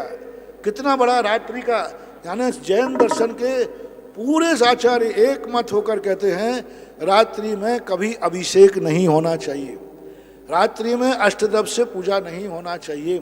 इस पर एक मत, सब कोई भी 13-20 का इसमें कोई भेद नहीं है। पुण्यार्थ संघ और मूल संघ की कोई भेद नहीं है। मूल संघ के आचार्य और पुण्यार्थ संघी आचार्य भी यही मानते हैं। पुण्यार्थ संघ के आचार्य पूज्यवर रविशरण महाराज, पुण्यार्थ संघ के आचार्य पूज्यवर जिनसेन स्वामी महाराज, जितने दिगंबर आमना के हुए, चाहे पंच स्तूप संघ के वाले हों, चाहे नंदी संघ वाले हों, चाहे मूल संघ वाले हों, चाहे पुण्यार्थ संघी वाले हों, ये दिगंबर जैन आमना के जो संघ हैं, इन्होंने सामने एक मत करके घोषणा की रात्रि में भगवान का अभिषेक नहीं होना चाहिए। जो रात्रि में भगवानों का अभिषेक कर लेते हैं, कोई 4 बजे, कोई 5 बजे, कोई शाम को, कभी महोत्सव आदि में 10 क्षण में, विमान जी वार्षिक उत्सव में, इनके लिए कान खोल करके सुनना चाहिए कि जन्म कल्याणक का अभिषेक भी रात में नहीं हुआ। कितने घंटे बताते कोई कि रात्रि में, अर्धरात्रि के पूर्व ही इनका जन्म हो गया था। 8-10 घंटे तक सौधर्मेंद्र इंतजार किया। तीर्थंकर यदि दिन में जन्म लेते हैं तो 1:48 मिनट के अंदर अंदर सौधर्मेंद्र आकर के उनको उठा के ले जाता है मेरु पर्वत पर। लेकिन चूंकि रात्रि में जन्म हुआ, इनका भी रात्रि में जन्म हुआ, नेमिनाथ भगवान का भी रात्रि में जन्म हुआ, लेकिन सौधर्मेंद्र रात्रि में अयोध्या में नहीं आया। उसको आने में क्या दिक्कत थी? आ जाता तुरंत ही। उसको सूख दिन में भी आएगा तो भी छुप के आना है, दिन में भी आएगा तो चोरी से आएगा, छुप कर आएगा और भगवान को उठा के ले जाएगा। रात में उठा के ले जाता है, लेकिन नहीं, ये अभिषेक कोई भगवान को शुद्धि के लिए नहीं किया जाता। आप लोगों का जो बालक को नहाती है दाई, वो शुद्धि के लिए नहाती है। बालक अशुद्ध है, उसके ऊपर मल मूत्र रहता है, लेकिन तीर्थंकर का जो अभिषेक है ये शुद्धि के लिए नहीं रहता। उनके शरीर पर कोई लेप नहीं रहता, झिल्ली नहीं रहती, मांस नहीं रहता, खून नहीं रहता। भगवान का शरीर जब जन्म होता है, वे 56 कुमारियां देवियां जन्म से, गर्भ से आने के पहले ही उसको पूर्णतः निर्मल कर देती। बालक पूर्णतः स्वच्छ होता है, और ऐसा स्वच्छ बालक को मेरु पर्वत पर ले जाकर अभिषेक करना ये मांगलिक है, ये सगुन है। यानी रात्रि में अभिषेक करना अब सगुन है, अमांगलिक है। रात्रि में जिस मंदिर में अभिषेक होता है उस मंदिर की प्रतिष्ठा नष्ट हो जाती है, उस मंदिर का अतिशय खत्म हो जाता है, और रात्रि में अभिषेक करने वालों का सारा पुण्य क्षय को प्राप्त होकर दरिद्रता आ जाती है। भली तुम्हारे पूर्वों का पुण्य है इसलिए चल रहा है, रात्रि में जो अभिषेक करेंगे उनके नियम से बुरे दिन आना निश्चित है। सौधर्म ने कहा नहीं, ये देश का सगुन है, देश का मांगलिक है, इसलिए हम रात्रि में नहीं जाएंगे। और स्पष्ट रूप से आचार्यों ने किया कि 14 के सवेरे होने पर सौधर्मेंद्र ने आकर के भगवान को लेके गया। हाँ, त्रयोदशी प्रातः काल है। एक जगह चतुर्दशी का भी आया है, यहाँ लिखा त्रयोदशी के दिन उत्तरा फाल्गुन नक्षत्र प्रातः समय त्रिशला के गर्भ से भगवान के वर्धमान के दिन। यहाँ प्रातः काल लिया, कई आचार्यों ने रात्रि भी लिया है, नेमिनाथ के भी तो रात्रि। उस समय अनेक शुभ शकुन हुए थे। उनकी उत्पत्ति से देव, दानव, मृग और मानव सभी को हर्ष हुआ था। चारों निकाय के देवों ने आकर जन्मोत्सव मनाया था। उस समय कुंडलपुर अपनी सजावट से स्वर को भी पराजित कर रहा था। देवराज ने इनका वर्धमान नाम रखा था। जन्मोत्सव की विधि समाप्त कर देवलोग अपने अपने स्थानों पर चले गए। राज परिवार में बालक वर्धमान बहुत प्यार से लालन पालन होने लगा। वे द्वितीया के इंदु की तरह दिन प्रतिदिन बढ़कर कुमार अवस्था में प्रविष्ट हुए। कुमार वर्धमान को जो भी देखता था उसी को आंखें हर्ष और आंसुओं से तर हो जाती थी। मन अमंद आनंद से गदगद हो जा उठता था। शरीर रोमांचित हो जाता था। उन्हें अल्पकाल में ही समस्त विद्याएं प्राप्त हो गईं। बालक वर्धमान के अगाध पांडित्य को देखकर अच्छे अच्छे विद्वानों का दांते तले उंगलियां दबानी पड़ती थी। विद्वान होने के साथ साथ वे सूर्या, वीरता और साहस आदि गुणों के अनन्य आश्रय थे। तीर्थंकर जैसे जन्म लेते हैं उनका कोई गुरु नहीं होता, वे स्वयं ही अपने आप विद्याओं को प्राप्त हो जाते हैं। स्वयं ही उनके शुद्ध ज्ञानावर्णी कर्म का क्षोभसम हो जाता है। वो किसी के पास पढ़ने नहीं जाते।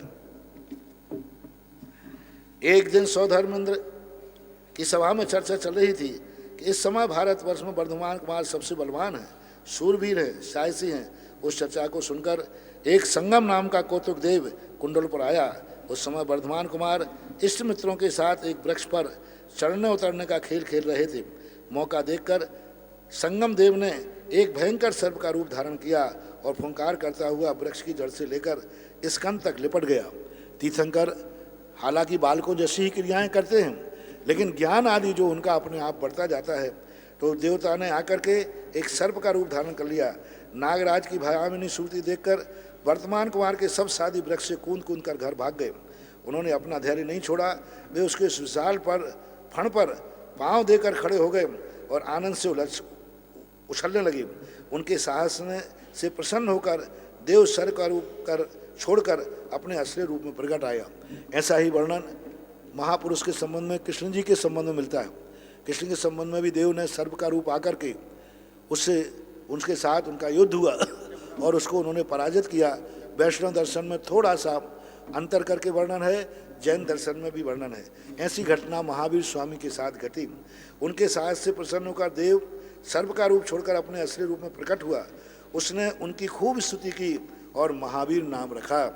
यानी जन्म के समय इनका नाम अलग अलग होते हैं। सौधर्मेंद्र ने जब भगवान का अभिषेक किया तो उन्होंने वर्धमान नाम दिया।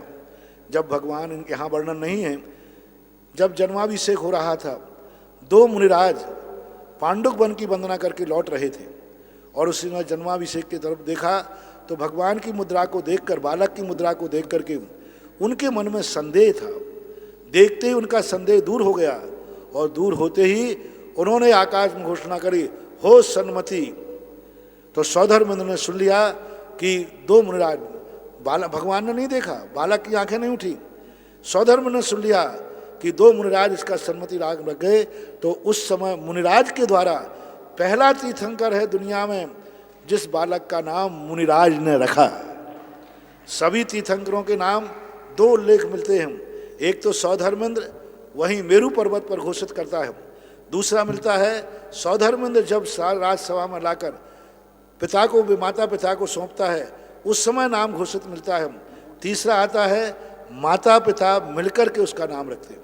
ये 3 उल्लेख आगम में मिलते हैं, लेकिन ये महावीर स्वामी का पहला है जो मुनिराज ने उनका नाम रखा सन्मति। तो वर्धमान नाम सन्मति और इस देव ने इनका नाम क्या रखा, महावीर नाम रख दिया। हाँ, अन्य तीर्थंकरों के नाम ऐसे पर्यायवाची ज़्यादा नहीं है। किसी भी तीर्थंकर के नाम 1-2 के नाम 2-3 मिलते हैं, वो भी किसी के द्वारा रखे नहीं हैं। यूँ ऋषभनाथ का नाम एक ही है, लेकिन ऋषभ कोई वृषभ कह देते हैं। प्रथम थे इसलिए आदिनाथ कहते थे, ये इनके नाम नहीं थे, पहले हैं इसलिए आदि थे।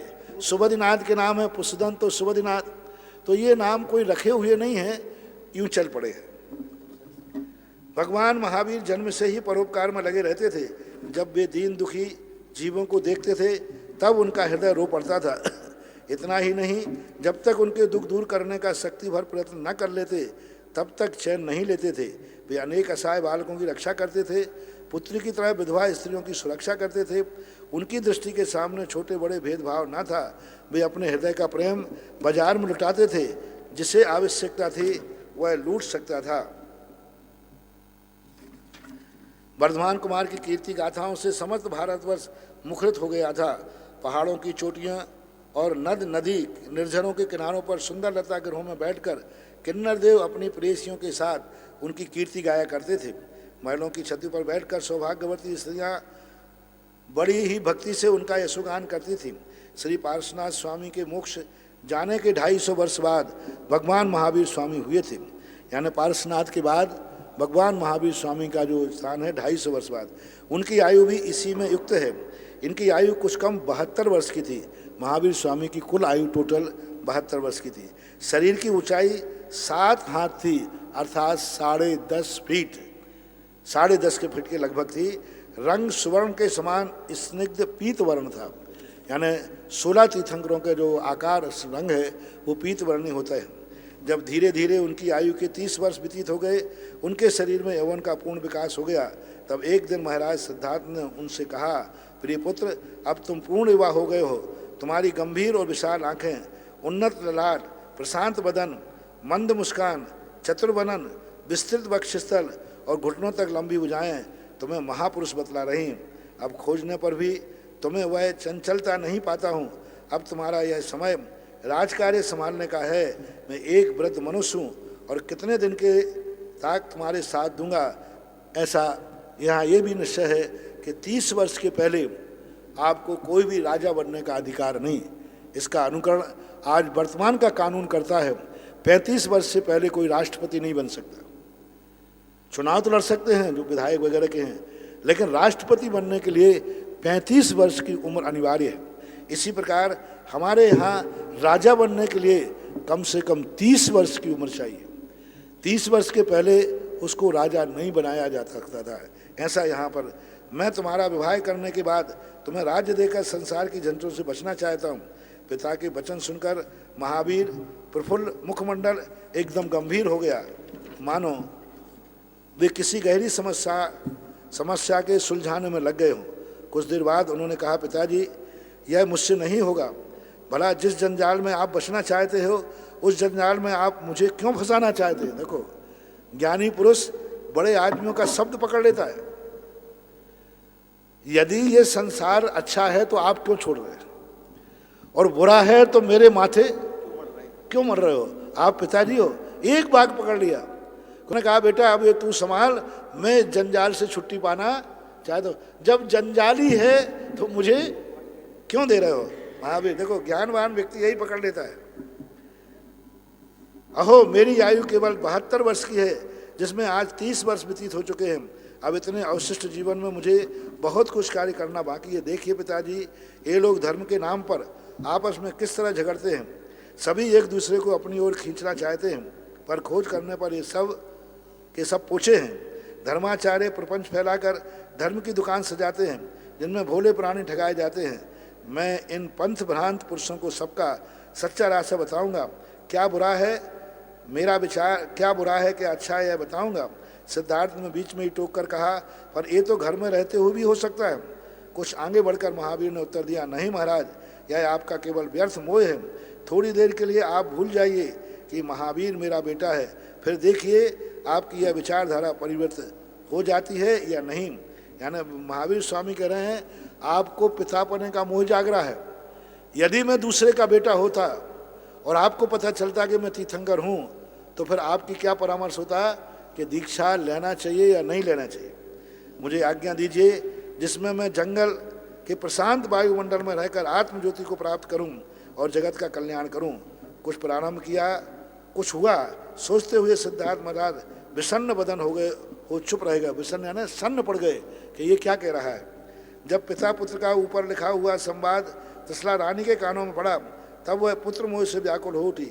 उसके पांव के नीचे की जमीन खिसकने सी लगी, आंखों के सामने अंधेरा छा गया, वह मूर्छित हुआ चाहती थी।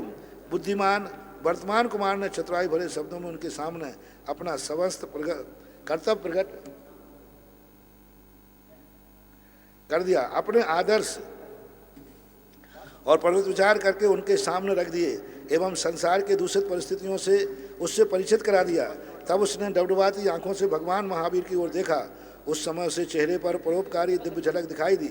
उनकी लालसा सन्न सरल मुखाकृति ने उनके समस्त व्यामोह को दूर कर महावीर को देखकर उनसे अपने को बहुत कुछ धन्यवाद दिया। कुछ देर तक अभिषेक दृष्टि से अनिमेष दृष्टि से उनकी ओर देखती रही। फिर कुछ देर बाद उसने स्पष्ट स्वर में कहा, हे देव जाओ, खुशी से जाओ, अपनी सेवा संसार कल्याण में करो। पहले माता को दुख हुआ, बाद में उसने तत्व विचार कर अब मैं आपको पहचान सकें, अब मनुष्य नहीं देव हैं, मैं आपके जन्म से धन्य हुई। अब ना आप मेरे पुत्र हैं ना मैं आपकी माँ, किंतु आप एक आराध्य देव हैं और मैं हूँ आपकी एक क्षुद्र सेविका। मेरा पितृ मोह बिल्कुल दूर हो गया। माता के उक्त वचनों को महावीर स्वामी के विरक्त और भी अधिक आलम्बन मिल गया।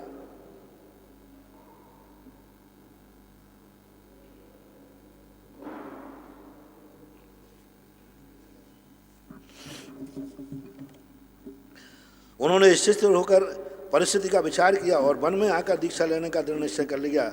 उसी समय पीताम्बर पहने हुए लोकांत्यो, यहाँ पीताम्बर लिखा है, अन्य शास्त्रों में श्वेत वस्त्र लिखा है। लोकांतिक देवों ने आकर उनकी स्थिति की और दीक्षा धारण करने के विचारों का समर्थन किया।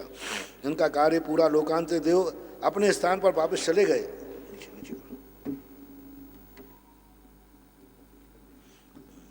पालकी उनके आते ही असंख्य देवगण जय जय घोषणा करते हुए आकाश मार्ग में कुंडलपुर आए। वहाँ उन्होंने भगवान महावीर का जन्माभिषेक किया तथा अनेक सुंदर सुंदर आभूषण पहनाए। भगवान भी देव नृत्य चंद्रप्रभा पालकी पर सवार होकर पांडव वन में गए और वहाँ अगनबदी दशमी के दिन हस्त नक्षत्र में संध्या के समय ओम नमः सिद्धिव्या कहकर वस्त्राभूषण उतार कर फेंक दिए, पंचमुष्टि से केश उखाड़ डाले।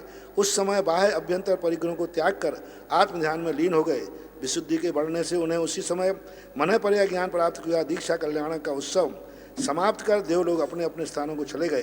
पारणा के दिन भगवान महावीर ने आहार के लिए कुलग्राम नामक नगरी में प्रवेश किया। उन्होंने कुल भूपाल भक्तिपूर्वक आहार दिया। वहाँ के राजा ने कुल भूपाल ने भक्तिपूर्वक आहार दिया। पात्रदान से प्रभावित होकर देवों ने कुल भूपाल के घर पंचाशैल प्रकट किए। वहाँ से लौटकर मुनिराज महावीर वन में पहुँचे और आत्म ध्यान में लीन हो गए। दीक्षा के बाद उन्होंने मौन व्रत ले लिया, इसलिए बिना किसी के कुछ कहे हुए वे आर्य देशों में विहार करते रहे। एक दिन विहार करते हुए भगवान उज्जैनी अति मुक्तक नाम के स्मशान में पहुँचे। वहाँ रात में प्रतिमा युग धारण कर वहाँ पर विराजमान हो गए और उन्हें देखकर महादेव रुद्र ने अपनी दुष्टता से उनके धैर्य की परीक्षा करनी चाहिए। उसने बैताल विद्या के प्रभाव से रात्रि के सघन अंधकार को और भी संग बना दिया। अनेक भयानक रूप बनाकर नाचने लगा। कठोर शब्द अट्टहास विकराल दृष्टि से डराने लगा। तदंतर सर्प सिंह हाथी अग्नि वायु आदि के 7 भीलों की सेना को बनाकर गाया। इस तरह उसने अपनी विद्या के प्रभाव से खूब अवसर किया, पर भगवान महावीर का चित्त आत्म ध्यान से थोड़ा भी विचलित नहीं हुआ। उनके अनुपम धैर्य को देखकर महादेव ने असली रूप में प्रकट होकर उनकी खूब प्रशंसा की, स्तुति की, क्षमा याचना कर अपने स्थान पर चला गया। वैशाली के राजा चेटक की पुत्री चंद्रा वन में खिल रही थी। उसे देखकर कोई विद्याधर काम बाण से पीड़ित होकर उठा ले गया, इसलिए वह उसे उठाकर आकाश में लेकर उड़ गया। ज्यों ही विद्याधर की दृष्टि अपनी स्त्री पर पड़ी त्यों ही उससे डरकर चंदना को एक महाअटवी में छोड़ गया। वहाँ पर किसी भील ने देखकर उसे पाने की इच्छा से कौसंबी नगरी के प्रसिद्ध सेठ के पास भेज दिया। सेठ की स्त्री का नाम सुभद्रा था। वह बड़ी दुष्टा थी। उसने सोचा कि कभी सेठ जी चंदना का रूप राशि पर निछावर होकर मुझे अपमानित कर दे। ऐसा सोचकर उस चंदना को खूब कष्ट देने लगी। सेठानी के घर पर प्रतिदिन चंदना को मिट्टी के बर्तन में कांजी से मिला हुआ पुराने कोदों का भात खाने के लिए मिलता था। उस पर भी वह हमेशा सांकल से बंधी रहती थी। इन सब अत्याचारों से उनका सौंदर्य प्राय नष्ट सा हो गया था। एक दिन विहार करते हुए भगवान महावीर आहार लेने के लिए कौसंबी नगरी पहुंचे। उनका आगमन सुनकर चंदना की इच्छा हुई कि मैं भगवान महावीर के लिए आहार दूं, पर उनके पास रखा ही क्या था। उससे जो मिलता था वह दूसरों की कृपा और वह भी सड़ा हुआ। उपरांत वह सांकल से बंधी हुई थी। चंदना को अपनी प्रसन्नता का विचार करते बहुत दुख हुआ। पर भाव भक्ति भी कोई चीज़ है। ज्यों ही भगवान महावीर उसके द्वार पर से निकले त्यों उसकी सांकल अपने आप टूट गई। उसका शरीर पहले के समान सुंदर हो गया। पास में रखा हुआ मिट्टी का बर्तन सोने का हो गया और कोदों का भात सारी चावलों का भात बन गया। यह देखकर उसने प्रसन्नता से पड़गान कर भगवान महावीर के लिए आहार दिया। देवों ने चंदना की भक्ति से प्रसन्न होकर घर पर रत्नों की वर्षा की। तब से चंदना का महत्व सब ओर फैल गया। पता लगने पर चेटक राजा पुत्र को लेवाने के लिए आया, पर वहाँ संसार की दुखमय अवस्था खूब परिचित हो गई थी, इसलिए उसने पिता के साथ जाना अस्वीकार कर दिया और आर्यका के पास जाकर दीक्षा ले ली। अब तक छद्मस्त अवस्था में विहार करते हुए भगवान को 12 वर्ष बीत गए थे। एक दिन में जिमनिका गांव के समाप ऋषिकुला नदी के किनारे मनोहर मन में नाम के वन में सागौन वृक्ष के नीचे पत्थर की शिला पर विराजमान थे। वहाँ पर उन्होंने शुक्ल ध्यान के प्रताप से घातिया कर्मों का क्षय होकर वैशाख शुक्ला दशमी के दिन हस्त नक्षत्र में संध्या समय उन्हें केवल ज्ञान उत्पन्न हो गया। देवों ने आकर ज्ञान कल्याण का उत्सव किया। इंद्र की आज्ञा से धनपति कुबेर ने समोषण की रचना की। भगवान महावीर उसके मध्य भाग में विराजमान थे। धीरे धीरे समोषण 12 सभाओं में भर गई। समोषण के सब प्रबंध देवलोग अपने हाथ में लिए हुए थे, इसलिए वहाँ किसी प्रकार का कोहलन नहीं होता था। का सभी लोग सतस्नालोचनों से भगवान की ओर देख रहे थे। कानों ने उनकी दिव्य उपदेश की परीक्षा कर रहे थे, पर भगवान महावीर चुपचाप सिंहासन पर अंतरिक्ष विराजमान थे। उनके मुख से एक भी शब्द नहीं निकलता था। केवल ज्ञान होने पर 66 दिन तक उनकी दिव्य ध्वनि नहीं करी। जब इंद्र ने अवध ज्ञान से उसका कारण जानना चाहा तब उसे मालूम हुआ कि अभी सभा भूमि में कोई गणधर नहीं है। बिना गणधर के तीर्थंकर की वाणी नहीं खिरती। इंद्र ने अवध ज्ञान से यह भी जान लिया कि गौतम ग्राम में इंद्रभूति नाम का ब्राह्मण है, वही इनका प्रथम गणधर होगा। ऐसा जानकर इंद्रभूति लाने के लिए गौतम ने ग्राम को गया। इंद्रभूति वेदों के वेदांग जानने वाले प्रकांड विद्वान थे। उससे अपनी विद्या का भारी अभिमान था। उनके 500 शिष्य थे। जब इंद्र उनके पास पहुंचा तब उनमें अपने शिष्यों को वेद वेदांग पढ़ा रहे थे। इंद्र भी एक शिष्य के रूप में उनके पास पहुंचा और नमस्कार कर जिज्ञासी भाव से बैठ गया। इंद्रभूति ने शिष्य के और गंभीर दृष्टि से देखकर कहा, तुम कहाँ से आए हो, किसके शिष्य? उसने वचन सुनकर शेष भेषधारी इंद्र ने कहा, मैं सर्वज्ञ भगवान महावीर का शिष्य हूँ। इंद्रभूति ने भगवान महावीर के साथ सर्वज्ञ और भगवान विशेषण सुनकर तिड़कते हुए कहा, ओ सर्वज्ञ के शिष्य, तुम्हारे गुरु यदि सर्वज्ञ हैं तो अभी तक कहाँ छिपे हैं? क्या मुझसे शास्त्रार्थ किए बिना ही वे सर्वज्ञ रहने लगे हैं? इंद्र ने कुछ भौएं टेढ़ी करते हुए कहा, तो क्या आप उनसे शास्त्रार्थ करने के समर्थ हैं?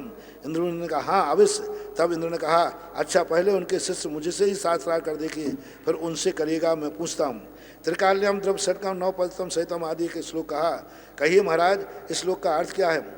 जब इंद्र को द्रव षटकम नवपद सहितम लेस्या आदि शब्दों का अर्थ प्रतिभाजित नहीं हुआ तब कड़क बोला, चल तुझसे क्या शास्त्रार्थ करूं, तेरे गुरु से ही शास्त्रार्थ करूंगा। ऐसा कहकर मैं 500 शिष्यों के भगवान के पास चला गया। इंद्र यही चाहता था, अंधा क्या चाहे, 2 आंखें। इंद्र भी हंसता हुआ आगे होकर मार बतलाने लगा। ज्यों ही इंद्र समूषण के पास आया उसकी दृष्टि मान स्तंभ पर पड़ी, त्यों ही उसका समस्त अभिमान चूर हो गया। वह विनीत भाव से समूषण के भीतर गया।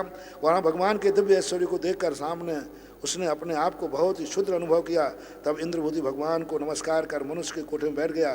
तब इंद्र ने उनसे कहा, अब आप जो पूछना चाहते हैं वह पूछिए। तब इंद्रमुनि ने भगवान से जीव का स्वरूप पूछा। तब उन्होंने सप्तभंगी जीव तत्व का विशद व्याख्यान किया।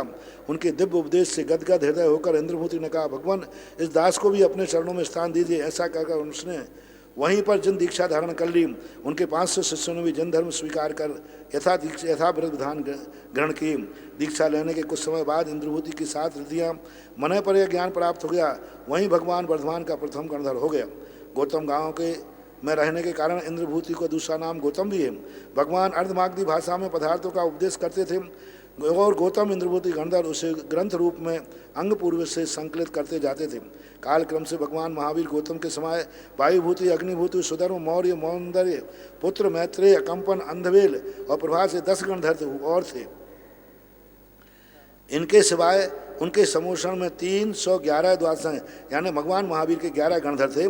द्वादशांग के वेत्ता थे। 9,900 अधिक शिक्षक थे। 1300 अवध ज्ञानी थे। 700 केवल ज्ञानी थे। 900 विक्रिया आदि के धारक थे। 500 मना परे ज्ञानी थे। 400 वादी थे। इस तरह सब मिलाकर 14,000 मुनिराज थे। चंदना आदि 36,000 आरिकाएँ थीं। 1 लाख श्रावक थे। 3 लाख श्रावकाएँ थीं। असंख्यात देव देवियों के संख्यात ऋण थे। इन सबसे वेष्टित होकर उन्होंने नए प्रमाण निक्षेप का वस्तु स्वरूप बतलाया। उसके अंदर कई स्थानों विहार करके धर्मांतर की वर्षा की। इन्हीं के समय में कपिलवस्तु राजा शुद्धोधन गौतम बुद्ध का नाम पुत्र था। उसने विशाल ऐश्वर्य छोड़कर साधु बन गया। साधु गौतम बुद्ध ने अपनी तपस्या के महात्म पद प्राप्त किया था। महात्मा बुद्ध जगह जगह घूमकर बौद्ध धर्म का प्रचार किया करते थे। बौद्ध के अनुयायी बौद्ध और महावीर के अनुयायी जैन कहलाते थे। यद्यपि उस समय जैन और बौद्ध दोनों में संप्रदाय, वैदिक विधान, बलि, हिंसा आदि का विरोध करने में पूरी शक्ति लगाते थे, तथापि उन दोनों में बहुत मतभेद था। बौद्ध और जैनियों के दार्शनिक आचार विचार, विषयक मान्यताएं बहुत अंतर जो कुछ भी हो, पर निस्संदेह कहा जा सकता है ये दोनों उस समय के महापुरुष थे। दोनों का व्यक्तित्व खूब बड़ा चढ़ा था। जब तक महावीर छद्म अवस्था रही तब तक प्रायः बुद्ध के उपदेशों का अधिक प्रचार रहा, पर जब भगवान महावीर केवल ज्ञानी होकर दिव्य ध्वनि के द्वारा उपदेश करने लगे तब बुद्ध महात्म बहुत कम हो गया था।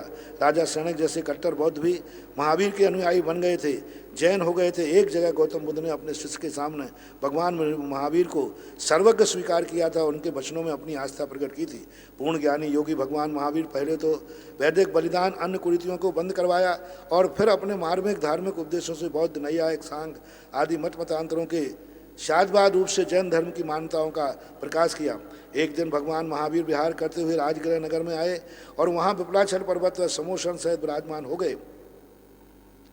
उस समय राजगृह में नगर में राजा सैनिक राज्य करता था। पहले कारणवश सैनिक राजा ने बौद्ध धर्म स्वीकार किया, परंतु चेली रानी के बहुत कुछ प्रयत्न करने पर उन्होंने बौद्ध धर्म छोड़कर जैन धर्म धारण कर लिया। जब उन्हें विपलाचल पर्वत पर महावीर जैन भगवान के आगमन का समाचार मिला तब वह समस्त परिवार के साथ उनकी वंदना के लिए गए और उन्हें नमस्कार कर मनुष्य के कोठे में बैठ गए। भगवान महावीर ने सुंदर सरल शब्दों में पदार्थों का विवेचन किया, जिसे सुनकर राजा सैनिक छायक सम्य दर्शन को प्राप्त हुए। छायक सम्य दर्शन पाकर उसे बड़ी ही प्रसन्नता हुई। राजा सैनिक को उनके प्रति इतनी अगाध श्रद्धा हो गई कि उनके पास नित्य प्रति जाकर तत्व का उपदेश सुनने लगे। सैनिक को आसन भव समझकर गौतम गंधर्व वगैरह भी उसे खूब उपदेश दिया करते थे। वर्तमान युग उपदेश तो प्रायः सैनिक के प्रश्नों के अनुसार ही किया गया। सैनिक ने उनके पास दर्शन, विशुद्धि आदि 16 भावनाओं का चिंतन कर तीर्थंकर पद का बंध भी कर लिया था, जिससे वह आगामी उत्सर्पण के पद्मनामी नाम के तीर्थंकर होंगे। भगवान महावीर बिहार में प्रांत बहुत अधिक हुआ। राजगृह विपलाचल पर्वत उनके कई बार अनेक कथानक मिलते हैं। इस तरह समस्त भारतवर्ष जैन धर्म का प्रचार करते करते जब उनकी आयु बहुत थोड़ी रह गई तब वे बाबापुर में आए और वहाँ एक निरुद्ध कर आत्म ध्यान में लीन विराजमान हो गए और वहीं पर उन्हें सूक्ष्म क्रिया, प्रतिपाती, विपरीत क्रिया, निवृत्ति नामक शुक्ल ध्यान प्राप्त कर अघात किया कर्मों को नाश कर कार्तिक वधी अमावस्या के प्रातः काल समय 72 वर्ष की अवस्था में मोक्ष प्राप्त हो गया। देवों ने आकर निर्माण कल्याणक की पूजा की, उनके गुण की स्तुति की। भगवान महावीर जब मोक्ष गए थे तब चतुर्थ काल में देखो यहाँ पर इतना सारा उपदेश होकर राजा सैनिक आदि की स्थितियाँ सारी बनती हुई और उन्होंने किया। देवों ने आकर निर्माण क्षेत्र की पूजा की और उनके गुणों की स्थिति को हमने इसलिए जल्दी बाँचा है क्योंकि लाइव का टाइम है और हमारे श्रोता यदि पंडाल के ही श्रोता होते, हाँ पंडाल के ही श्रोता होते तो मैं अभी छोड़ने वाला नहीं था। हाँ, लेकिन इस आज श्रोता पूरे भारतवर्ष के हैं और आज का जो कथा रचने का उद्देश्य पूरा भारतवर्ष है, सबके लिए ध्यान में रख के कह रहे हैं, इसलिए हाँ चल रहा है। हाँ, तो इसलिए मैंने थोड़ा जल्दी मार दिया जिससे आप लोग कम से कम पूरी सुनने। कई लोग कह रहे होंगे महाराज जी ने बहुत तेज मार दिया, तो मैंने बाँचने की मजबूरी थी काल के कारण से, क्योंकि लाइव का टाइम निश्चित होता है, आगे भी दूसरे कार्यक्रम उनके सेट होते हैं। देवों ने आकर निर्माण क्षेत्र की पूजा की और उनके गुणों की स्तुति की। भगवान महावीर जब मोक्ष गए तब चतुर्थ काल के 3 वर्ष 8 माह 15 दिन बाकी रह गए थे। उन्होंने उत्पन्न हुए आज 2536 वर्ष और मोक्ष प्राप्त के 2464 वर्ष व्यतीत हो गए। यानी ये जो लेखक ने लिखा है उस समय की है। आज का आप लोग निकाल लेना, 2500 निर्माण महोत्सव का जो समय था उससे अभी निकाल सकते हैं पंचांगों में अलग से। कौन सा भी निर्माण संबंध कौन सा चल रहा? 2500,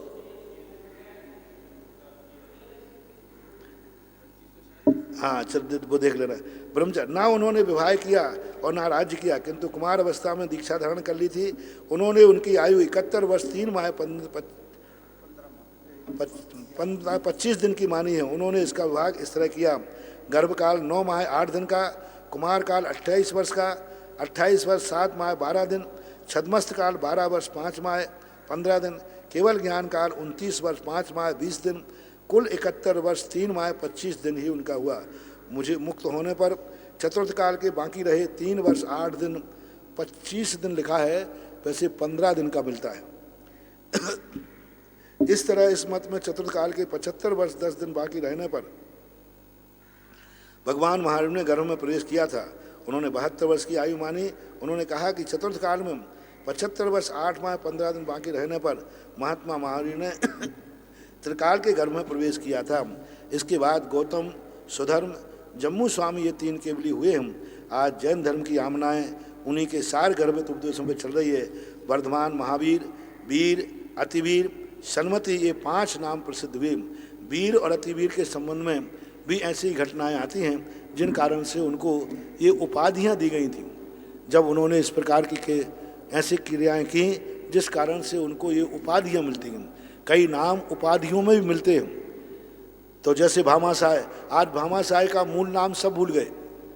भामाशाह तो उनकी उपाधि थी, लेकिन भामाशाह उनके नाम से भूल करके उनका नाम बचपन का कोई दूसरा ही था। तो ऐसी स्थितियों को लेकर के कई चीज़ होती हैं। आज भगवान महावीर स्वामी का जो वर्तमान में जिस ढंग से वातावरण बन रहा है, भगवान के महावीर स्वामी के उपदेशों की आज बहुत ज़रूरत है। महावीर स्वामी के विचार इतने व्यापक थे कि वो काल की सीमा से बंधे हुए नहीं थे। ना उनके उपदेशों में ये था कि चतुर्थ काल में ही लागू हों, ना उनके उपदेशों में ये था कि ये पंचम काल के लागू हों। महावीर ने इतने ऐसे उपदेश दिए। महावीर के उपदेशों का सार हर तीर्थंकर, सैद्धांतिक उपदेश तो अलग देता है, सबका एक समान होता है, 6 द्रव्य 7 तत्व 9 पदार्थ, उसमें कोई अंतर नहीं पड़ता। लेकिन कुछ मूल उपदेश होता है जो उपदेश उनकी पहचान बन जाता है, जो उपदेश उनकी असाधारण रूप से लोग जानते हैं। महावीर का मुख्य उपदेश था अहिंसा।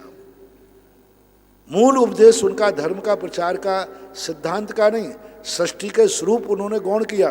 उन्होंने सबसे बड़ा जोर दिया अहिंसा पर, सबसे बड़ा जोर दिया सौहार्द पर, सबसे बड़ा जोर दिया कि अपने समान ही दुनिया को समझो। माँ, तुम ही अपनी जिंदगी में दुनिया में नहीं जी रहे हो, तुम्हारे अलावा जो भी दुनिया में है हर व्यक्ति जीने के लिए है। मनुष्यों के लिए संकेत दिया, बलवानों को संकेत दिया कि तुम बल के अपनी शक्ति के बल पर जीना चाहते हो, तो आपका जीने का अर्थ ये नहीं है कि तुम दूसरे की जिंदगी को कुचल दो। जब व्यक्ति के पास थोड़ी सी भी कोई शक्ति आती है तो वह दूसरे को कुचलने का प्रयास करता है। वो सोचता है मैं अपनी शक्ति के माध्यम से इनको अपने पैर की जूती बना लूँगा, मैं अपनी शक्ति के माध्यम से इनको कुचल डालूँगा। ये जब अहंकार व्यक्ति के मन में आ जाता है वहीं से पतन हो जाता है। महावीर स्वामी ने हर व्यक्ति को ये संदेश दिया कि जैसे तुम जीना चाहते हो ऐसा मनुष्य नहीं त्रियंश भी जीना चाहता, त्रियंशी नहीं चींटी भी जीना चाहती, कीड़े मकोड़े भी जीना चाहते हैं, कीड़ा मकोड़े नहीं पेड़ पौधे भी जीना चाहते। कहाँ तक महावीर स्वामी उतर गए। देखो, पेड़ पौधों की आत्माओं को भी उन्होंने जाना। उन्होंने कहा कि नहीं, ये पेड़ पौधे भी जीव है, आत्मा है। उनके बचपन की कहानी आती है कि एक बार उनकी माँ हरी घास के ऊपर से चल पड़ी तो वो चीख पड़े, बोले माँ तुम मेरी पीठ पर पैर क्यों रखे हुए हो। तो माँ कहती है बेटा मैंने कब पीठ पर रखा, और तेरे जैसे बेटे पर कौन रखेगा। बोले अभी भी रखे हुए हो। माँ ने उनका कपड़ा उतार कर देखा तो पीठ पर माँ का पैर का निशान बना हुआ था, खून उस पर झलक आया था। बोले बेटा ये मैंने कब किया। बोले अभी भी रखे हुए हो। और माँ का पैर पकड़ के कहा देखो इसके नीचे एक चींटी है और एक घास है, यही तो मैं हूँ, मेरे में इसमें कोई अंतर नहीं है। मैं जितना मेरी पीठ पर पैर रखने पर दुख होता इतना ही आपने इसकी पीठ पर पैर रखा तो मुझे दुख हुआ। ऐसे महावीर की आत्मा थी।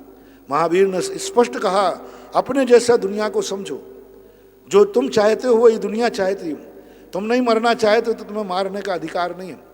महावीर स्वामी कहते हैं जब तुम्हें किसी को जिंदा रखने का अधिकार नहीं है तो मारने का अधिकार क्या है। एक गुरु ने महावीर के सिद्धांत को समझाते हुए दुनिया के लिए कहा कि महावीर का एक संक्षिप्त विचार देखो, एक बहुत सूत्र में सारे जगत को एक मंत्र दे रहा हूं कि एक गुरु ने कहा महावीर कैसे थे। आज महावीर जयंती पर भी आपको समझाना चाहता हूं कि महावीर क्या चाहते थे, महावीर का संदेश क्या था। एक व्यक्ति से गुरु ने कहा तुम मेरी आज्ञा का पालन करते हो। बोले करूंगा। आपकी आज्ञा के लिए मैं मर भी सकता हूं, जो भी आपको दोगे। 3 बार उससे कहलवा दिया और पक्का गुरु आज्ञाकारी था, गुरु की आज्ञा मानने वाला था। वो गुरु की आज्ञा पर मर भी जाता।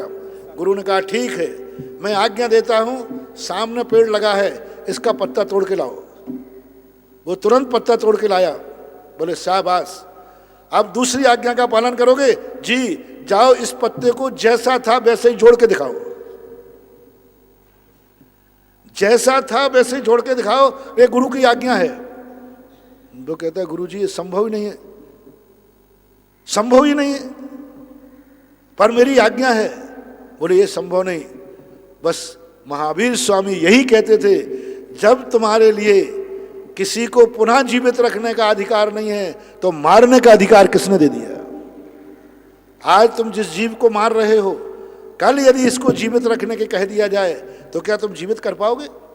आज तुमने झट से मैंने पत्ता तोड़ने के लिए कहा, तुमने तोड़ दिया, और अब दूसरी आज्ञा क्यों नहीं पाल रहे? तो ऐसा ही पत्ता तोड़ते समय कहना चाहिए, गुरुदेव मैं मर सकता हूं लेकिन मैं दूसरे को मार नहीं सकता हूं, मैं पत्ते को नहीं तोड़ूंगा। मैंने ये कहा था कि आपकी आज्ञा पर मैं मर जाऊंगा, मैंने ये वचन नहीं दिया था कि आपकी आज्ञा पर मैं उसको मार दूंगा। तो महावीर को इस ढंग से लोगों ने समझाया, सारी दुनिया ने, गुरु ने उस शिष्य को समझा दिया कि महावीर यही कहते थे कि दूसरे को हम सुख नहीं दे सकते हैं तो दुख देने का अधिकार नहीं, दूसरे को हम शांति नहीं दे सकते हैं तो अशांत करने का अधिकार नहीं, दूसरे को हम जीवन नहीं दे सकते हैं तो जीवन छीनने का अधिकार नहीं। यदि हो सके तो दूसरे को जीने में सहायक बनो। और उनका संदेश जो था कितना प्रासंगिक है। डॉक्टर शंकर दयाल शर्मा जो राष्ट्रपति हुए हैं, उनके सामने जब हमने ज्ञान सागर महाराज का साहित्य भेंट कराया तो उन्होंने एक शब्द बड़े मार्मिक ढंग से कहा, सारे जगत से कहा कि यदि भगवान महावीर स्वामी के लोग संप्रदाय व्यामोह छोड़ करके पूरा विश्व यदि इन 5 शील सिद्धांतों को अपना ले तो विश्व की हर समस्या का समाधान हो जाएगा। एक बार प्राइम मिनिस्टर इंदिरा गांधी से 3 दिन जब वो जैन कार्यक्रम में रही गोमटेश बाहुबली के, तब वो संसद में पहुंचने के बाद उनसे कहा गया, क्या आपने जैन धर्म स्वीकार कर लिया है? जो प्राइम मिनिस्टर होकर के एक संप्रदाय के कार्यक्रम में 3 दिन तक आपने समय दिया।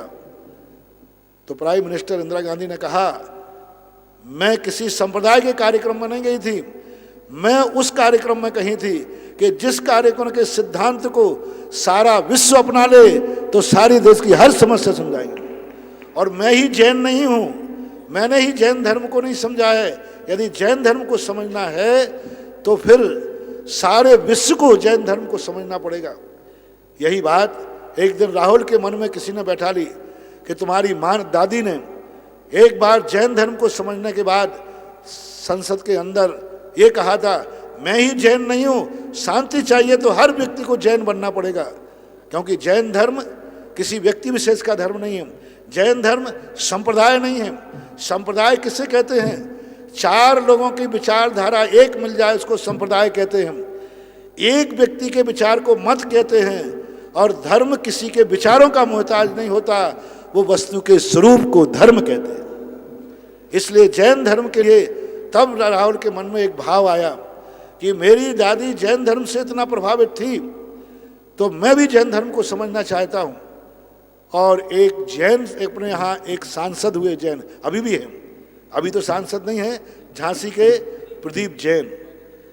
तो उन्होंने सोचा कि मैं किससे समझूं, क्या वार्तालाप करूं। जो मेरी दादी ने जैन धर्म की संसद में प्रशंसा की कि हर व्यक्ति को शांति चाहिए है, तो जैन धर्म को समझना पड़ेगा, जैन दर्शन को अपने जीवन का अंग बनाना पड़ेगा, जैन धर्म को समझना पड़ेगा। तब राहुल गांधी ने कहा, तो प्रदीप से कहा कि मुझे जैन धर्म समझना है। प्रदीप हमारे से जुड़े हुए थे झांसी वाले, उन्होंने मेरे पास समाचार भेजे। फिर बेनाडा जी के लिए मैंने 8 दिन राहुल गांधी को जैन धर्म समझाने के लिए भेजा दिल्ली, और 8 दिन तक निरंतर राहुल गांधी ने जैन धर्म को समझा। और समझ करने के बाद इतने हर्षित गदगद हुए कि भारत देश का आदर्श इतने उच्च विचार वाला, इतने व्यापक विचार वाला, प्राणी मात्र की चिंता करने वाला भी कोई धर्म है जो संप्रदाय से ऊपर है, जो मत मतांतरों से ऊपर है, जो हर व्यक्ति की चिंता करता है, प्राणी मात्र का धर्म है। ऐसी अहिंसा, ऐसा अहिंसा का शंखनाद करने वाला जैन धर्म। जैन धर्म दलितोद्धारक धर्म है। जैन धर्म में दलितों का उद्धार किया गया। जैन धर्म कोई मास ऊंचाई धर्म नहीं है, दलित उद्धारक धर्म है। जैन धर्म में ऐसे आदर्श लोगों को भी स्थान दिया गया, लेकिन मर्यादा में। चांडाल तक की जय जयकार बुलवाई जैन धर्म में। किसी भी दर्शन ने चांडाल को इतना ऊंचा नहीं उठाया, किसी भी दर्शनकार ने चांडाल को इतनी ऊंचाइयां नहीं दी कि अपने देवताओं के द्वारा भी जयकार बुलवा दी हो। जैन दर्शन ने, एक चांडाल ने मात्र एक 14 के दिन का अहिंसा व्रत पालन किया था। उस चांडाल के लिए भी जब राजा ने क्रुद्ध होकर के, पूरी घटना नहीं सुना रहा हूं, राजा ने क्रुद्ध होकर समुद्र में फेंक दिया, तो देवताओं ने भी आकर के उसके जैन धर्म की जय जयकार बोलकर उसे कमलों की रचना कर दी थी। और जो राजपुत्र था, उच्च कुलीन था, उच्च कुल में जन्म लेने वाला राजा का बेटा था, उसे समुद्र में डूब करके मर गया। उसके लिए नहीं बचाया, दोनों एक साथ समुद्र में फेंके गए थे। और जिसको हिंसा का समर्थक था, मांसाहारी था, वो उच्च कुलीन था, उच्च कुल का बेटा था, वो डूब के मर गया। और वहीं पर चंडाल था जो अहिंसा का पुजारी था। अहिंसा के कारण से उसने इतना संकट उठाया था, देवताओं ने उसे कमल की रचना कर दी और जय जयकार बोली। मैंने आज तक ऐसा कोई दर्शन नहीं देखा कि चांडाल के लिए कमल बिछा दिए गए हों। जैन दर्शन गुण प्रधानी दर्शन है, व्यक्ति प्रधानी दर्शन नहीं है। व्यक्ति से ना उसे ऊंच से मतलब है, ना नीच से मतलब है। वो तो ये कहता है तुम्हारा आचरण कैसा है। ये बात अलग है कि कुल की मर्यादाएं, बाह्य धर्म के लिए जो अनुष्ठान होते हैं, बाह्य धर्म और अंतरंग धर्म, जैन धर्म के दो रूप हैं। बाह्य जो धर्म है, बाहर का अनुष्ठान रूप, वो तो उच्च कुल से पाबंद होकर चलता है। वो तो एक सामाजिक व्यवस्थाओं की मर्यादा लेके चलता है। वो तो द्रव्य छेद काल की मर्यादाओं को विवक्षित करता है। लेकिन जो कल्याणकारी धर्म है, जो अंतरंग धर्म है, जो आत्मा का धर्म है, जो व्यक्ति को पति से पावन बनाता है, पशु से परमेश्वर बनाता है, ऐसा जो अंतरंग धर्म है, वह धर्म कोई जाति पाति को नहीं देखता। उस अंतरंग धर्म को तो सबसे, कोई भी किसी भी जाति में जन्म लिया हो वो भी उसको धारण कर सकता है। ऐसे सैकड़ों उदाहरण हमारे यहाँ, जिसे आप दलित कहते हैं, उन दलितों का उद्धार करने वाला जैन दर्शन है। प्राणी मात्र की चिंता करने वाला जैन दर्शन है। प्रजातंत्र का आदर्श जैन दर्शन है। गणराज्य का संस्थापक जैन दर्शन है। प्रजातंत्र यदि सबसे पहले किसी ने स्थापना की, आज तक दुनिया में कोई भी दर्शन ऐसा नहीं है जो प्रजातंत्र की स्थापना करता हो। हर दर्शन राजतंत्र का समर्थक रहा है। हर दर्शन ने सृष्टि की बागडोर एक व्यक्ति के हाथ में सौंपी है कि सारी सृष्टि का संचालक एक व्यक्ति है, सारी सृष्टि का गादी का अधिकारी एक व्यक्ति है। सर्वोच्च पद पर एक ही व्यक्ति बैठता था, एक ही व्यक्ति बैठ रहा है और एक ही बैठेगा, उसको कोई नहीं हटा सकता। मात्र विश्व का एक जैन दर्शन है जिसने राजतंत्र का खंडन करके प्रजातंत्र की स्थापना की। और अनादिकाल से जैन दर्शन ने यह घोषणा की कि धर्म किसी की बपोती नहीं होना चाहिए। धर्म का उच्च पद किसी व्यक्ति विशेष का नहीं होना चाहिए। जिसका आचरण उच्च होगा, उच्च पद पर वही बैठेगा। तो प्रजातंत्र की जो स्थापना की, प्रजातंत्र का जो संदेश दिया, लोग प्रजातंत्र की बात करते हैं। जब जैन पुराणों को मैंने पढ़ा, जैन शास्त्रों को पढ़ा, जब दलितों का उद्धार देखा, दलितों की जब कहानी पढ़ी और उनको देवताओं से जयकार कराने वाले कथानक बड़े बड़े आचार्यों ने अपनी लेखनी से स्वर्णांकित किए। बड़े बड़े आचार्यों ने, मुनि महाराजों ने, कहाँ मुनिराज और कहाँ एक चांडाल की कथा लिख रहे हैं, कहाँ एक महाराज, कहाँ धीवर की कथा लिख रहे हैं, कहाँ एक महाराज मातंग की कथा लिख रहे हैं। इन कथाओं की कहाँ एक महाराज प्राणी मात का जन्म सूकर की कथा लिख रहे हैं, कहाँ मुनिराज दिगंबर भावलिंगी जगत पूज और सूकर की कथा लिख रहे हैं। जब ये प्रसंग हमने जब देखे, पढ़े, तब मैंने कहा कि यदि दलितों का उद्धार कोई करने वाला है तो जैन दर्शन है। और प्रजातंत्र के लिए बताओ, धर्म उन्होंने चांडाल की आत्मा में खोल दिया। है कोई दुनिया का धर्म जो ये कह सके कि हमारे यहाँ फलाने चांडाल के लिए देवताओं ने जय जयकार किया और उच्च सिंहासन पर बैठा ला। चंडाल को कमल पर बैठाने की कोई कोशिश किसी ने की है। लोग कहते हैं जैन धर्म दलितों की चिंता नहीं करता। मैं कहता हूँ जैन धर्म ने आज तक किसी धर्म ने चंडाल को कमल पर नहीं बैठाला। जैन शास्त्रों में गुण और आचरण हो जाने के कारण चंडाल को भी उसकी चंडाल की जाति नहीं देखी गई और उसे कमल पर बैठाल करके और ये दिखा दिया कि गुण जिसके पास है, धर्म वहाँ भी चंडाल के पास भी जा सकता है। तो ऐसा प्राणी मात्र का धर्म, ऐसा प्रजातंत्र का धर्म, जैसे आज का प्रजातंत्र राजगद्दी के लिए ये नहीं देखता कि ये किस जाति का है, जो जनता पसंद करती है, जिसके आचरण जिसकी ख्याति अच्छी होती है, कोई भी राजगद्दी पर बैठ सकता है। ऐसे ही जैन दर्शन का सिद्धांत था कि जैन धर्म को अपनी आत्मा में कोई भी धारण कर सकता है, बस बाह्य क्रियाएं जो हैं, बाह्य अनुष्ठान हैं, वे द्रव्य छेद काल की मर्यादा को लेकर चलती हैं। पूज्यवर शांति सागर महाराज के पास जब डॉक्टर अम्बेडकर ने ये बात कही, तब अम्बेडकर से शांति सागर महाराज ने ये कहा, देखो बाह्य क्रियाओं में मर्यादा रहेगी, क्योंकि जिस समय जिस समाज की जो मर्यादाएं हैं उनका उल्लंघन जैन दर्शन नहीं करता। किसी की सामाजिक मर्यादाएं, लोक मर्यादाओं के संबंध ईश्वर जैन दर्शन में किया है। वे सारी लोक मर्यादाएं मान्य हैं जो समाज की मर्यादाओं को खंडन ना करें, जो उस समय की तात्कालिक परिस्थितियों का सामना कर सकें। अंतरंग की बात रही तो अंतरंग में आप जैनी बन सकते हो, बाहर से जैनी नहीं, अंतरंग से जैनी बन सकते हो। बाहर के जैनी नहीं बनने से कोई फर्क नहीं पड़ता। बाहर से जैनी बनने वाला मारीच का जीव एक कोड़ा कोड़ी सागर बन सकता है, बाहर से जैनी बनने से होगा क्या? तीर्थंकर के कुल में जन्म लेने वाला परम जैनी, चक्रवर्ती का बेटा बनने वाला परम जैनी, जैन कुल में जन्म लेकर के नरकों में चला गया, नैन जैन कुल में जन्म लेकर दुर्गति में चला गया, और एक चंडाल कुल में जन्म लेने वाला स्वर्ग चला गया और ऊपर उठ गया। ऐसा ये जैन दर्शन की जो हमारी विशेषताएं हैं। महावीर स्वामी समाजवादी थे। महावीर के हर सिद्धांत में समाजवाद भरा हुआ है।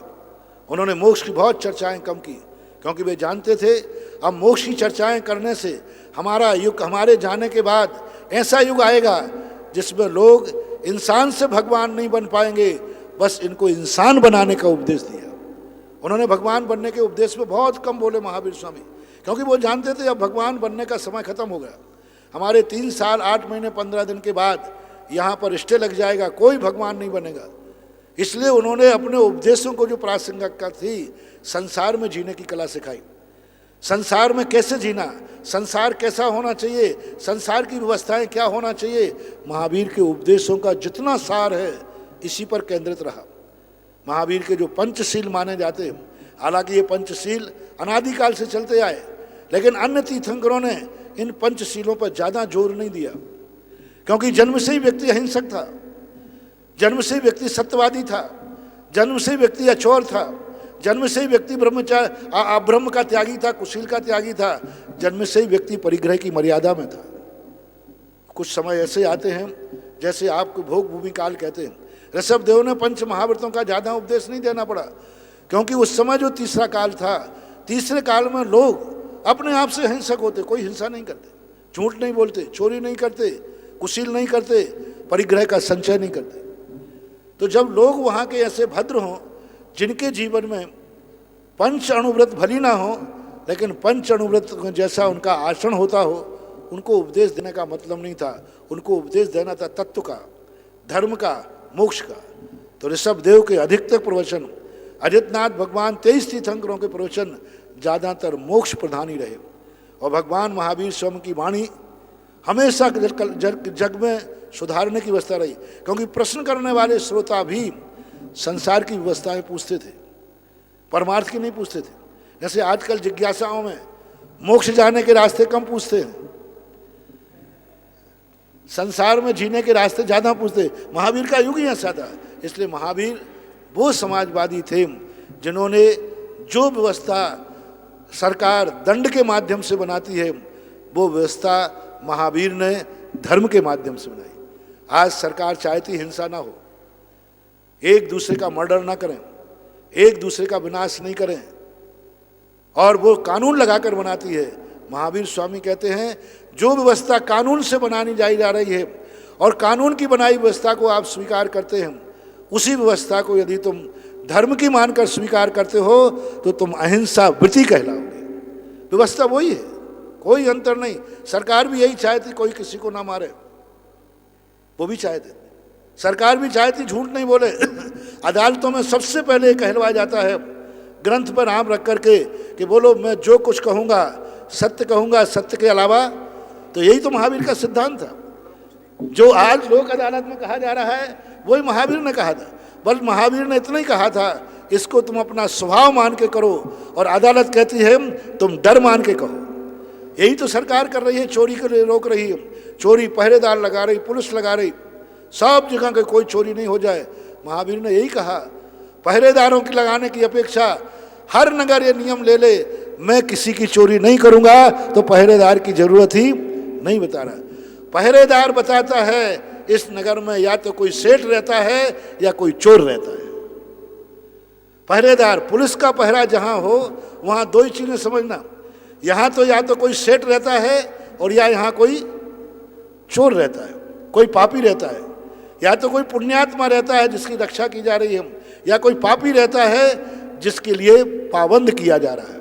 और यही बात कुशील के लिए कही। आज देखो कितने रैप हो रहे हैं, कितने बलात्कार हो रहे हैं, कितना चिंतित है। सरकार कानून बना रही है, सारूर कठोर से कठोर सजाएं दे रही है, फिर भी बलात्कार नहीं रुक रहे, फिर भी रैप, फांसी की सजा दे जा रही है।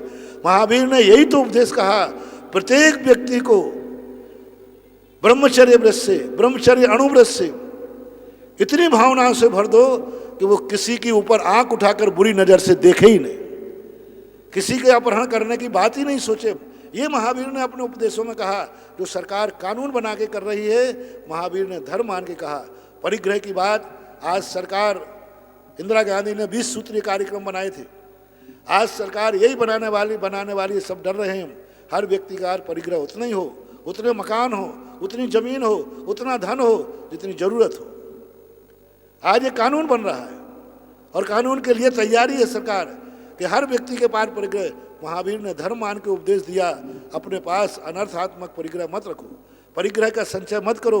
जितना परिग्रह तुम्हारी जिंदगी में शामिल है उतना ही करो। ज़्यादा परिग्रह रखने से तुम्हें बहवारम परिग्रह तुम नारक से सा, बहुत आराम परिग्रह से नरक क्यों मिलता है।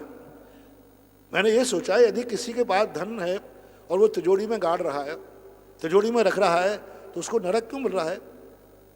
क्यों नरक मिल रहा है? वो तो उसका परिग्रह है, उसकी कमाई है। ओहो, जो परिग्रह तुमने निकाल के रख लिया, बैंक से जो नोट चला था वो जनता की उपयोगिता के लिए रखा था, आपने तिजोरी में बंद कर लिया, कितने लोगों को अंतराय डाल दिया। एक बहुत अच्छा उदाहरण ध्यान आ रहा है। एक बार एक किताब हम लोगों को विहार करते करते एक किताब मिली मंदिर के अंदर, बहुत अच्छी किताब थी, नाम नहीं बता रहा हूँ। वो किताब हम लोग बहुत दिन से आचार्य जी उदाहरण देते थे, कहते थे, मिलते ही हम लोग आचार्य जी ये किताब मिली है, हम लोग ये किताब को रख लें। पहले हम लोग जब संघ में थे आचार्य जी, हम लोग अपनी इच्छा से एक पेंसिल भी नहीं रख सकते, पहले वहाँ पास कराना पड़ेगी। यदि बिना पास की हुई कोई चीज़ हम लोगों के टेबल पर पाई गई तो फिर तो काले पानी की सजा है। कोई चीज़ टेबल पे आएगी आचार्य जी, कभी यदि तुम भी उठा के यदि रख के गए और आचार्य जी निकल के देख लिया, बोले ये किताब कैसे आई, बोले फलाना व्यक्ति भेंट कर गया, तो तुमने यहाँ क्यों रखी, उठा के ऊपर क्यों नहीं रखी? हर चीज़ उनके पूछ के लाना। तो हम लोगों ने वो किताब के लिए बोले क्यों नहीं, हमने कमेटी से मंजूरी ले ली है। कमेटी ने कह दिया, आचार्य ने, कमेटी ने तो कह दिया, तुम्हें कौन मना करेगा। लेकिन जिस व्यक्ति ने मंदिर में रखा था ये किताब, तुम्हारे लिए रखी थी कि सबके लिए रखी थी? बोले सबके लिए रखी थी। अब इस किताब को तुम रख लोगे तो कितने लोगों को पाचन करने का अंतराय बंद बनेगा तुम्हें। कल के दिन कल दूसरा आया, उसको वो किताब ढूंढना पड़ी, नहीं मिली, क्योंकि वो तुम्हारे बस्ते में है। तो तुम बस्ते में किताब रख लोगे तो जितने साल तक तुम रखोगे और जितने लोग पढ़ने की इच्छा रखते हैं उतना ज्ञानावरणी कर्म का बंध तुम्हें होगा। तो जितना ज्ञान तुम्हें इसको पढ़ने से नहीं मिलेगा, उससे कई गुना ज्ञानावरणी कर्म का बंध तुम्हें हो जाएगा। इसलिए पढ़ लो और पढ़ करके यहीं रखो। कम ज्ञान में भी तुम बहुत ज्ञान पढ़ो रहे, लेकिन शास्त्र को अपने बस्ते में बांध के मत रखो, क्योंकि ये शास्त्र सार्वजनिक है। वो स्मरण मुझे अभी होके आ गया, यही स्थान तो नोट रिजर्व बैंक से छपा है काय के लिए, विनिमय के लिए। आपने तिजोरी में एक दिन रख लिया, एक दिन वो बाजार से वंचित हो गया, गाड़ के रख दिया सोना, और इसलिए इतने सारे लोगों का अंतराय करता है। महावीर ने उपदेश में कहा तुम परिग्रह को जोड़ के रख रहे हो, उधर बाहर जनता भूखों मर रही है, बाहर जनता मुद्रास्फीति बढ़ रही है, उधर देश के लिए क्या स्थिति बन रही है, और तुम जोड़ के रख गए हो। तो ये अंतराय कर्म बन रहा है। ये सारी जनता के उपयोग के लिए वो नोट था, वो सोना था, वो जमीन थी। आज लोगों को जमीन नहीं मिल रही है, तुमने 100 प्लाट लेके डाल दिए। अब नगर में लोग प्लाट खरीदना चाहते, जिस वस्तु की कमी होती है उसके रेट बढ़ जाते। जिस वस्तु की बाजार में कमी हो क्या हो जाती है, रेट बढ़ जाते। तुमने एक साथ रख दे, आज गरीब को प्लाट नहीं मिल रहा है, तो महावीर ने कहा संग्रह मत करो, तुम्हें एक प्लाट चाहिए है 2 रख लो, लेकिन 98 छोड़ दो, जिससे दूसरे लोगों का स्थान मिल सके। क्योंकि पृथ्वी सारे जगत के लिए ये अपरिग्रहवाद का सिद्धांत यदि आज सारा विश्व अपना ले तो कोई गरीब रहेगा ही नहीं। समाजवाद हो जाए, कोई गरीब नहीं रहेगा, सारी गरीबी खत्म हो जाएगी यदि महावीर स्वामी का अपरिग्रहवाद अपना ले। यदि इन 5 जो महावीर के सूत्र थे, इस पर यदि संसद में बैठ करके व्याख्यान हो, संसद में बैठकर समीक्षा हो, तो हर विधायक गदगद हो जाएगा। अभी लोकसभा के अध्यक्ष ओम बिरला ने जो महावीर जयंती की पूर्व संध्या पर अपना विचार देश के नाम से दिया है, क्या गजब का दृश्य, 3-4 मिनट का वक्तव्य है, और उन्होंने ऐसा झकझोर दिया सारी दुनिया को, अरे सारी दुनिया किम कर्तव्य मूढ़ हो रही है, और ये सब छोड़ करके महावीर के सिद्धांतों पर विचार कर लें तो सारी समस्या मिट जाएगी। और उन्होंने पंचशील व्रतों के ऊपर अपना उपदेश देकर, अपनी बात कहकर बहुत बड़ा किया। आज अपन ने कथा का वाचन करके अनायास योग बन गया, अनायास स्थिति बन गई। और सब विद्वानों से मेरा कहना है कि वाचना के क्रम शुरू कराओ गृहस्थों में, और गृहस्थों से मेरा कहना है वाचना स्वाध्याय शुरू करो। पहले हमारे मंदिरों में वाचना नाम का स्वाध्याय होता था, और वाचना स्वाध्याय के लिए किसी विशेष पंडित की जरूरत नहीं है, किसी ज्ञानी की जरूरत नहीं, बस अक्षर यदि बाँचने में आ रहा है तो वो बाँच सकता है। पहले इतने पंडित होते नहीं थे, लेकिन हर घर में पंडित होता था, हर गांव में पंडित होता था। एक व्यक्ति बाँचे, सब सुने, ना अपन को समझाना है, अपन पंडित को समझाना नहीं है। वाचना स्वाध्याय इसीलिए रखा था, उपदेश स्वाध्याय तो उनके लिए है जो विशेष ज्ञानी है, जो समझा सकते हैं, जिनके पास हर प्रश्न का जवाब है, जो पहले से ही श्रोताओं के प्रश्न को जहाँ प्रागेव दृष्टोत्तरा, सच्चा उपदेश देने वाले आचार्य परमेष्ठी की भक्ति में पूज्यवर पूज्यपाद स्वामी लिखा प्रागेव दृष्टोत्तरा, जो पहले से जनता के प्रश्नों को जान लेते हैं उनको उपदेश स्वाध्याय जरूरी है। अनुप्रेक्षा प्रक्षणा, जो पढ़े लिखे हैं, पढ़ने के बाद जो जिज्ञासाएं होती हैं वे प्राक्षणा स्वाध्याय कर सकते हैं, लेकिन वाचना स्वाध्याय बिल्कुल भी पढ़ा लिखा नहीं, एक अक्षर भी नहीं जानता, एक अक्षर भी नहीं समझता, मात पढ़ के जानता है, पढ़ सकता है। और मात अक्षर सा पढ़ना है। आपके घरों में आध घंटे के लिए आज वाचना स्वाध्याय का यहाँ शुरुआत हुई है। आज वाचना स्वाध्याय मैंने पहली बार किया है, हालांकि सुत पंचमी पर भी वाचना स्वाध्याय करता हूँ। सुत पंचमी कथा मुझे रटी हुई है, फिर भी मैं ग्रंथ खोल करके हर सुत पंचमी को वाचने का प्रयास करता हूँ। महावीर जयंती का ये पहली बार कथा वाचन हुआ, तो इस कथा वाचन के उपलक्ष्य में इस मंगलाचरण की शुभ वेला में मैं अपेक्षा करना चाहूँगा कि जो जैनी घर वाले हैं वे कम से कम आध घंटे 15 मिनट प्रतिदिन घर के सारे सदस्य बैठें और एक बहू वाचन करे, एक बिटिया वाचन करे, एक पिता, कोई भी व्यक्ति बैठ जाए, बस 15 मिनट किसी एक ग्रंथ का वाचन होगा। 15 मिनट, 30 मिनट, 45 मिनट, वो तुम्हारी सुविधा है। वाचन करना है, समझाना नहीं है। समझाने की चेष्टा मत कर, समझाओगे तो उलझ जाओगे, समझाओगे तो सामने वाला प्रश्न भी करेगा। तुम तो बिल्कुल बाँच दीजिए, कोई पूछे तो भाई जो लिखा था मैंने बाँच दिया। सुनने वाले भी बात सुने, जो ने बाँच दिया। वाचन वाले से प्रश्न न करें, क्योंकि वाचना स्वाद करने वाला समझाने में सक्षम नहीं है। और यदि हो सके तो पूरी समाज आज के बाद मंदिरों में ये वाचना स्वाध्याय शुरू कर दे। महिलाएं 10 लोग शाम को मिलें, एक महिला जो थोड़ी बहुत अक्षर पढ़ के जानती हो वो बैठ जाए और सबको सुने बैठ करके। तो आज के बाद मंदिरों में वाचना स्वाध्याय शुरू होना चाहिए। पद्म पुराण विस्तार दीजिए, महावीर पुराण विस्तार दीजिए, रत्नगण शिवकाचार्य विस्तार दीजिए, पद्मनंदी पंचविंशति विस्तार दीजिए। एक महिला पढ़े, एक पुरुष पढ़े और सब लोग सुने। ऐसा पहले होता था। आज से 50 साल पहले हर मंदिरों में वाचना स्वाध्याय होता था। वो परंपरा फिर से चालू होना चाहिए। तो आज की वाचना स्वाध्याय का फल भगवान महावीर का संदेश तो दे ही दिया, लेकिन वाचना स्वाध्याय का फल जितने मेरे भक्त हैं जो आज मेरे इस मंगलाचरण को सगुण रूप में स्वीकार करना चाहते हैं, सगुण रूप में कि आज मेरे गुरु के मुख से ये वाचना स्वाध्याय का मंगलाचरण हुआ है, तो अपने घरों में 15 मिनट आध घंटे के लिए वाचना स्वाध्याय शुरू कर दें। मात बाँचे, कुछ नहीं करना। और जो समाज वाले मेरे की बात को सुन रहे हैं, अपने मंदिरों में यदि घर में ना हो अनुकूलता, तो मंदिरों में आध घंटे के लिए वाचना स्वाध्याय शुरू हो। समाज का कोई व्यक्ति गद्दी लगा के बैठे और ग्रंथ खोल के मात वाचन करे, कुछ भी नहीं समझाना, तुम्हें भी नहीं समझना, मात जोर जोर से पढ़ करके वाचना है और सबको सुनना है।